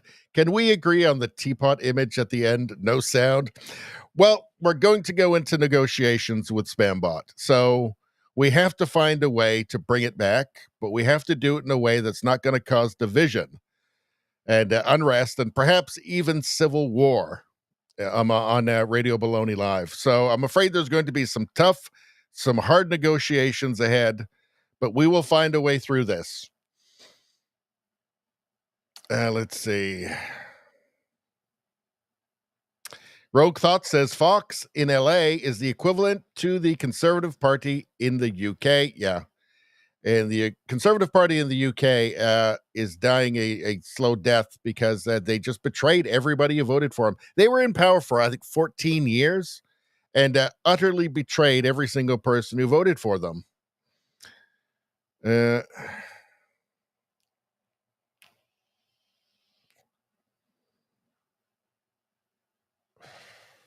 Spambot Fodder says,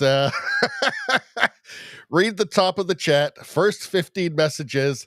They, them tonight will guarantee that I will never come back. This is why we have to have, again, some tough, but I think fair negotiations. And we'll come to some sort of agreement on this. We're going to work something out that will work for everybody. It seems like half the chat loves the they, them energy clip and thinks it's as funny as I do. And then half really is dead set against it. So we're going to have to come to some sort of agreement. But there's a total, everybody, there's a total moratorium on the they, them energy chat until we get this hammered out. And I do believe, I have great confidence that we're going to find some sort of solution that satisfies everybody. Spambot Fodder says, raising my blood pressure is not funny. I mean, maybe we can agree to only do it on nights when Spambot's not watching. I mean, again, there's going to be some tough negotiations. We'll get it sorted. It doesn't have to be like LA.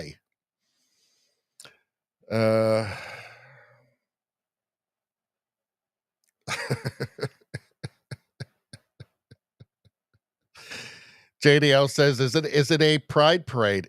You've seen it. Have you not seen it? I'm not showing it tonight. Again, I can't.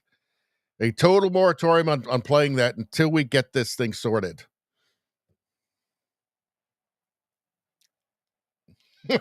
Spambot says, replaying the clip periodically increases its reach in X. It must be suppressed, not promoted. This is going to be a tough one. We're going to find a solution here, though. Let's see.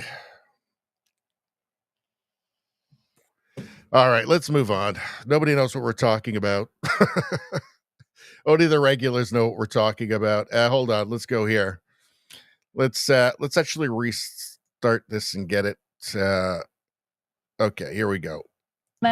We didn't see very much. There were reports that some of the protesters were indeed throwing rocks. I do want to point out, and Matthew, I don't know if you witnessed any of this, but today LAPD arrested at least 10 people. They say it's a dynamic situation, and clearly the number of people arrested is going to go up. And CHP, because you were right there, right near the 101 freeway when it was overtaken by protesters, they say at least 29 people were arrested. That's what CHP did. And pointing out that while last night, most of the arrests were failure to disperse. So that's a low. At least 10. I wonder if herald of the apocalypse is going to get arrested. Perhaps. I don't know. Level offense, correct? But today, this is what speaks to how things have ramped up and how the temperature has gone way up. The U.S. faces North America's best, looking to prove they belong.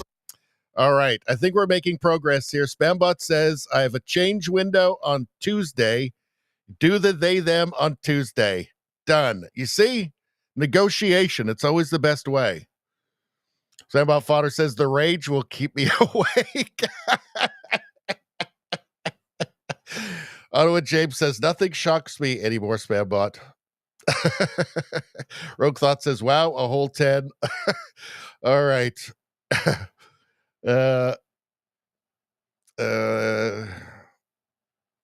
Izzy says, some of the protesters were indeed throwing rocks. Well, it doesn't make them a fiery but mostly peaceful protester. Well, there was plenty of fire, too. Rogue Thought was gifted a membership by Spambot. This is why we respect Spambot so much on this channel. And by the way, when you do something as awesome as gifting a membership, which is really great for the channel, it turns out you may not have known this, but anybody who does this, and in this case it's Spambot Fodder, I believe this is the 53rd time he's done this. You get this.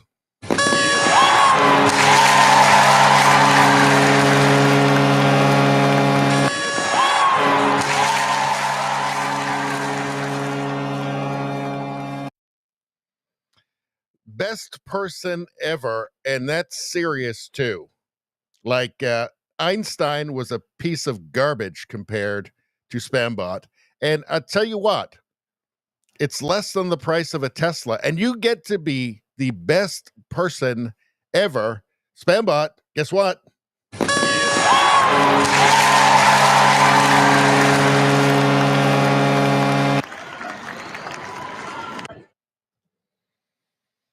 George Washington was garbage compared to Spambot.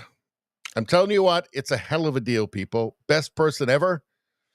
Anyway, congratulations, Spambot, and thank you very much. It is really the best thing that anybody can do for my channel, so I genuinely, really, really do appreciate it. All right. Let's see. So it gets looks like it's dark in LA now. So I don't know. I mean, it seems like they may have it more or less under control at this point, but I don't know. I mean, they say they're not going to cooperate with the National Guard, and now they're saying the National Guard isn't going to be working with the cops anyway. They're going to be working with, the federal agents there. So I don't know. Let's hear what they have to say. Posted something on social media and got people to come out to that location, way less planned. And then beyond that, it spread. People started hearing about it, and more people kept on showing up, especially agitators as it got later. Today feels like this was more of a plan. People had planned to come out here and protest what they've seen the last few days. With that, some agitators came out. Plan, you say? Some sort of a plan. Huh, interesting. Here as well. Yeah, indeed. The chief of police, LAPD's Jim McDonald pointed out that people would come with their backpacks, and inside the backpack would be a cinder block, and then they would take a hammer and break the cinder block apart, and that is why there was just a lot of easy supply of rocks, or I guess pieces of cinder block, where those people, the bad actors, the instigators, whatever you want to call them, agitators, could from that area over the freeway just lob those hard rocks, pieces of concrete over onto the CHP and those vehicles. So, and then he also pointed something else out, which is very disturbing, that Yeah, I mean, when there's pallets of cinder blocks dropped off right in the right place, it almost makes you wonder if there's some sort of plan. Somebody planned anything, huh? Police officers are getting hit by some kind of liquid, and he's not sure what that is. His officers are going to be worried about what is it that I got sprayed with. And so he pointed out that was no good. And he has said what a lot of people have said, including Bill Desailly, the U.S. attorney, that thanks to social media, thanks to the fact that everybody has a phone in their hand, that there's a lot of photo and video documentation, and that people will be prosecuted. They will find them and they will prosecute them. But yeah, part of what is happening now, or a lot of these agitators are doing things that are just beyond. This is not a sign of protest when you're spraying police officers, when you're breaking up cinder blocks, etc., in order to be so destructive. And Matthew, you and I have been downtown many, many times. It is remarkable how much graffiti there is. The difference between Friday to today is really remarkable. Every wall that can be marked up, now marked up. Yeah, there's a lot of graffiti, a lot of vandalism. I heard you talking about the cinder blocks. We saw people taking hammers and breaking pieces of, looked like concrete or pieces of the sidewalk, and that was what they were using to throw onto the freeway on top of those. Yeah, what do you call it when you've got a bunch of people waving a foreign flag, attacking the structure of your city, maybe soon your whole society? I don't know. What do you call that? Huh? Is that a protest? Is that a peaceful protest? It must be a peaceful protest. Or no, sorry, mostly peaceful protest. I mean, what did she say again? Let's hear. Demonstrations have been going on right outside the Federal Detention Center. Most of those demonstrators were very peaceful. They were chanting, they were shouting. Yeah, very peaceful. Most of them were very peaceful, so nothing to worry about. HP vehicles, and just looking around right now, you can see benches that have been thrown everywhere. You've got the graffiti, and then not to mention, we've been talking about those rocks that were being thrown at. Talking about graffiti, let's take a look. Got some images here, some of the graffiti. Let's see. Hold on. Then let's get down to go down to Bernie afterwards. Hold on a second. Actually, what's this guy saying? During the Los Angeles ICE raids, a Mexican man shouts directly in FBI agents' faces, "I'll kill your mama." So I wonder why they have their faces covered, huh? Go tell your mama how you proud of corralling people and taking them in. What crime did they make? What crime did they commit? Going into the country illegally. Doesn't everybody know that? Yeah, I wonder why they have to cover their faces. Let's see. Hold on. I had something in here. Look at this. Just bonkers. Here we go. Was it in here? F ICE, but there was some other graffiti. Their squad cars. Where is it? See, here we go. Look at this. I wonder if it was organized at all. I wonder. Huh. I wonder if somebody was paying for and organizing all of this. Let's see. There you go. There you go. I wonder if anybody will see this and go, why is this happening? Why do we have to put up with this? I wonder if this will harden anybody's resolve towards deporting, I don't know, that guy, say. I wonder. Oh, there we go. That looks like a Hamasnik right there. Like police cars. All right. But there was some graffiti that I really wanted to show you. Where is it? Was it in this one here? Let's take a look.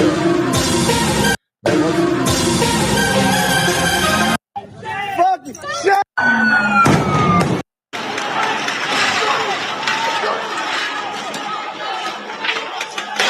Well, it wasn't in here. Hold on. Why can I never find the things that I want? Why? Should I be more organized? That can't be it. That can't be the answer. Being more organized can't possibly be the answer. No. It's the computer's fault. Let's see. Oh, here this was. So let's see. Death to America. Oh, so here we go. Okay. Here we go. Death to America with the KK. Isn't it supposed to be 3 Ks? God damn it. Let's see. Death to America. So this is really what it's about, right? So when we say it's never the issue or the issue is always the revolution, this is what we're talking about.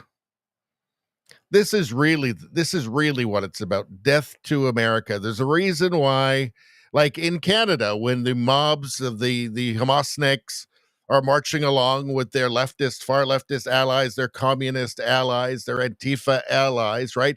They're shouting death to Canada. They're burning Canadian flags. They're shouting death to America, death to Israel. Because it's all the same shit. It's all this at heart, it's all the same stuff. Every protest is really about Marxism. It's really about tearing down your own civilization, to burning it down and then building what they should know is going to be a terrible dystopia on the ashes. Maybe that's a good way to end off this stream. This is really what it's about. Death to America. This is what it's all about ultimately. And the rest of it is all just window dressing. The rest of it is all just opportunity. All right. Well, I guess that's it. Should we leave it off? We've done 3 hours. I think that's it for me. I think I'm getting tired. I think I need to eat something. All right. So we are back on, what is it tonight? Sunday? We're back on Tuesday. And it looks like Spambot's not going to be there. We can do the They Them Energy on Tuesday. It looks like it. We've got one day where we can do it. And then we're going to have to hammer out, we're going to have to negotiate something, I think, more formal, I think, coming up for the They Them Energy clip. And we'll figure it out, people. We'll figure it out. We'll get this thing sorted. But yeah, I guess we're back on Tuesday. Our normal nights are Friday night, 7:30 Pacific time, 10:30 Eastern. Sunday, 6 p.m. Pacific time. Tuesday, 6 p.m. Pacific time. And then we're going to be adding in some more. I've still got to do another couple of premium-only streams on Rumble, because there's a certain amount of hours I have to do every month on Rumble to stay in the creator program there. So we will be doing that. We've done a few hours so far. We got to do a little bit more. So we'll be adding some extra streams. Also, I'm going away for 10 days at the end of the month. I'm leaving on the 21st. So the Friday, the 20th, will be the last stream. Probably. I'll take my mobile studio on the road with me. If I have an opportunity and a good internet connection, maybe I'll try and do one. But I've got to get a month's worth of content in before I go. So, yeah, there'll probably be some extra ones. But the regular nights are Friday, Sunday, and Tuesday. So we will be back on Tuesday. And, yeah. Oh, so you know what? Okay, so the chat froze on these. This happens. We get glitches sometimes on the Rumble Studio. So I wasn't seeing the latest chat. We'll get to that before we sign off for the evening. Let's see. Nevada says, trade you California and Minnesota for Alberta. Alberta's pretty great. I love Alberta. If Alberta's going to separate, I'm moving there immediately. Post haste. Spambot Fodder says, when Alberta separates, I don't care what happens to the rest of Kazakhstan. You know, Canada is going off a cliff, and it's really, you know, history goes slow, slow, slow, and then really fast, and people wake up, and the world is just different in a way that they hadn't expected. And I think something like that can happen with Canada and, you know, with Alberta. But yeah, if it does look like it's going to split, I'm getting out there immediately. Let's see. Izzy says, I'm planning to. So tired of the East screwing us over in Alberta. Hope you vote for Alberta sovereignty, Spambot says.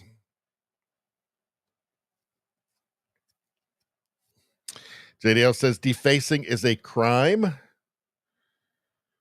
Not a peaceful protest, Ottawa James says. All right. Spambot Fodder says, California should just become a Mexican province, state, whatever. I think that's like, I feel like that there's that kind of sentiment amongst the Mexican flag waving people. And then just retarded leftists in general.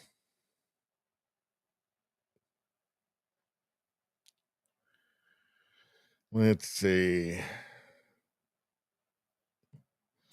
Spambot says, when Alberta leaves Kanakistan, Quebec will lose its $13 billion annual transfer payment. I find it weird they're so unwilling to compromise, considering that like they need that money from the oil and gas industry.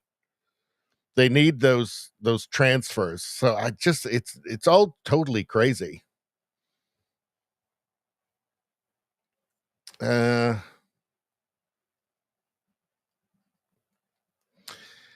Let's see. Spambot says, holy crap, X and Rumble has more coverage of LA riots than all mainstream media in North America combined.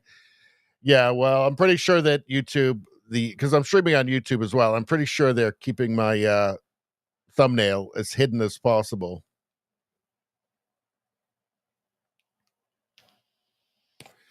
JDL makes a great point. Hit that like. It's not too late. You can still get that free good karma. You need that good karma. These troubled times. You're not watching the stream. These are troubled times. Get that free karma right now.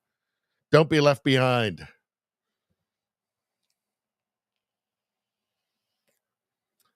Let's see. Izzy says mainstream media is trying to cover for them.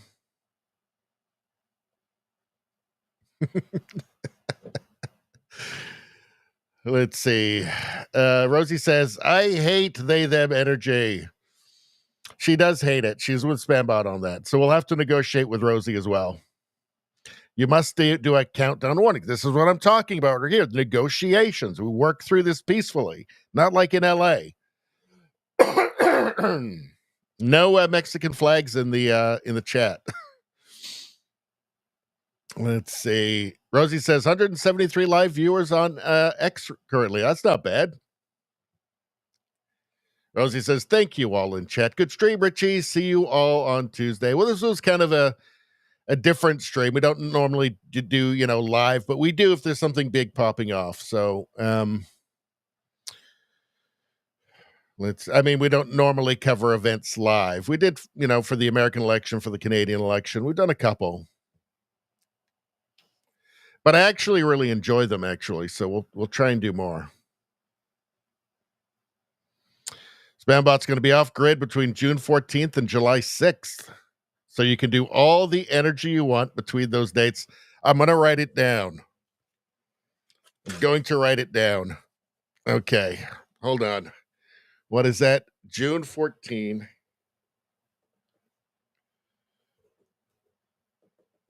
June 14 and July 6. July 6.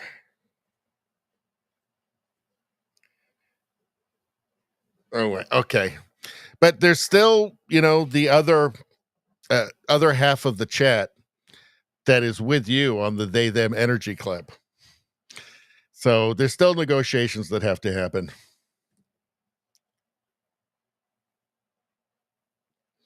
Nevada says, if I can get internet Tuesday, I will be here. Well, I hope we see you here. Let's see. Yeah, we did all right on X tonight, didn't we, Rosie? Thank you.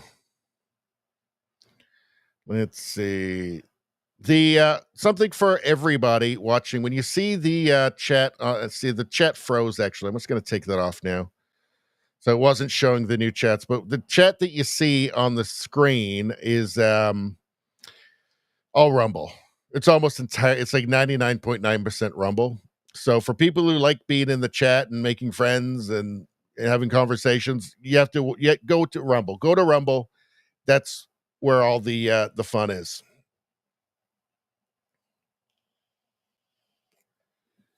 Let's see. Spambot says California has more Mexicans than U.S. citizens. They should be part of Mexico. Well, isn't that how Texas became American? Right? It was a part of Mexico, and then just a lot of Americans moved there, and then they said, we're America now. It kind of feels, it's kind of got similar vibes, doesn't it? A little bit.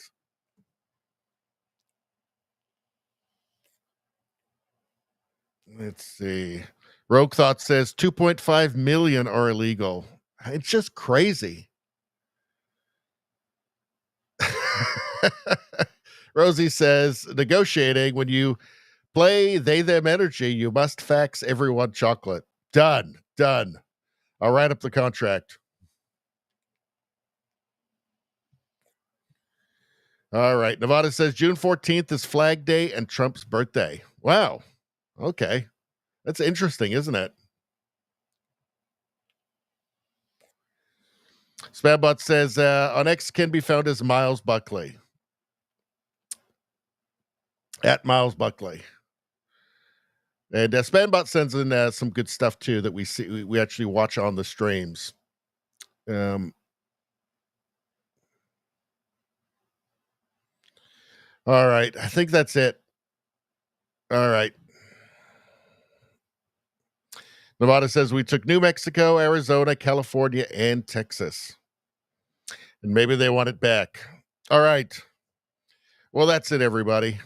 I am done. I want to thank Spambot for the donation and for the membership. Thank you very much. It's awesome stuff. Everybody be more like Spambot. And thanks for the chat. I always say you guys are half the show now. I'd say you guys are at least half the show tonight. You guys, I wouldn't bother doing it if it weren't for you, because it would be depressing.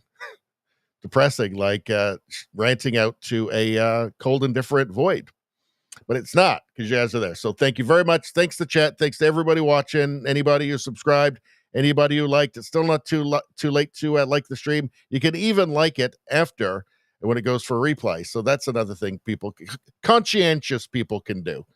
But everybody, have a great start to your week. And I will see you on Tuesday, 6 o'clock Pacific, 9 o'clock Eastern time. Good night, everyone.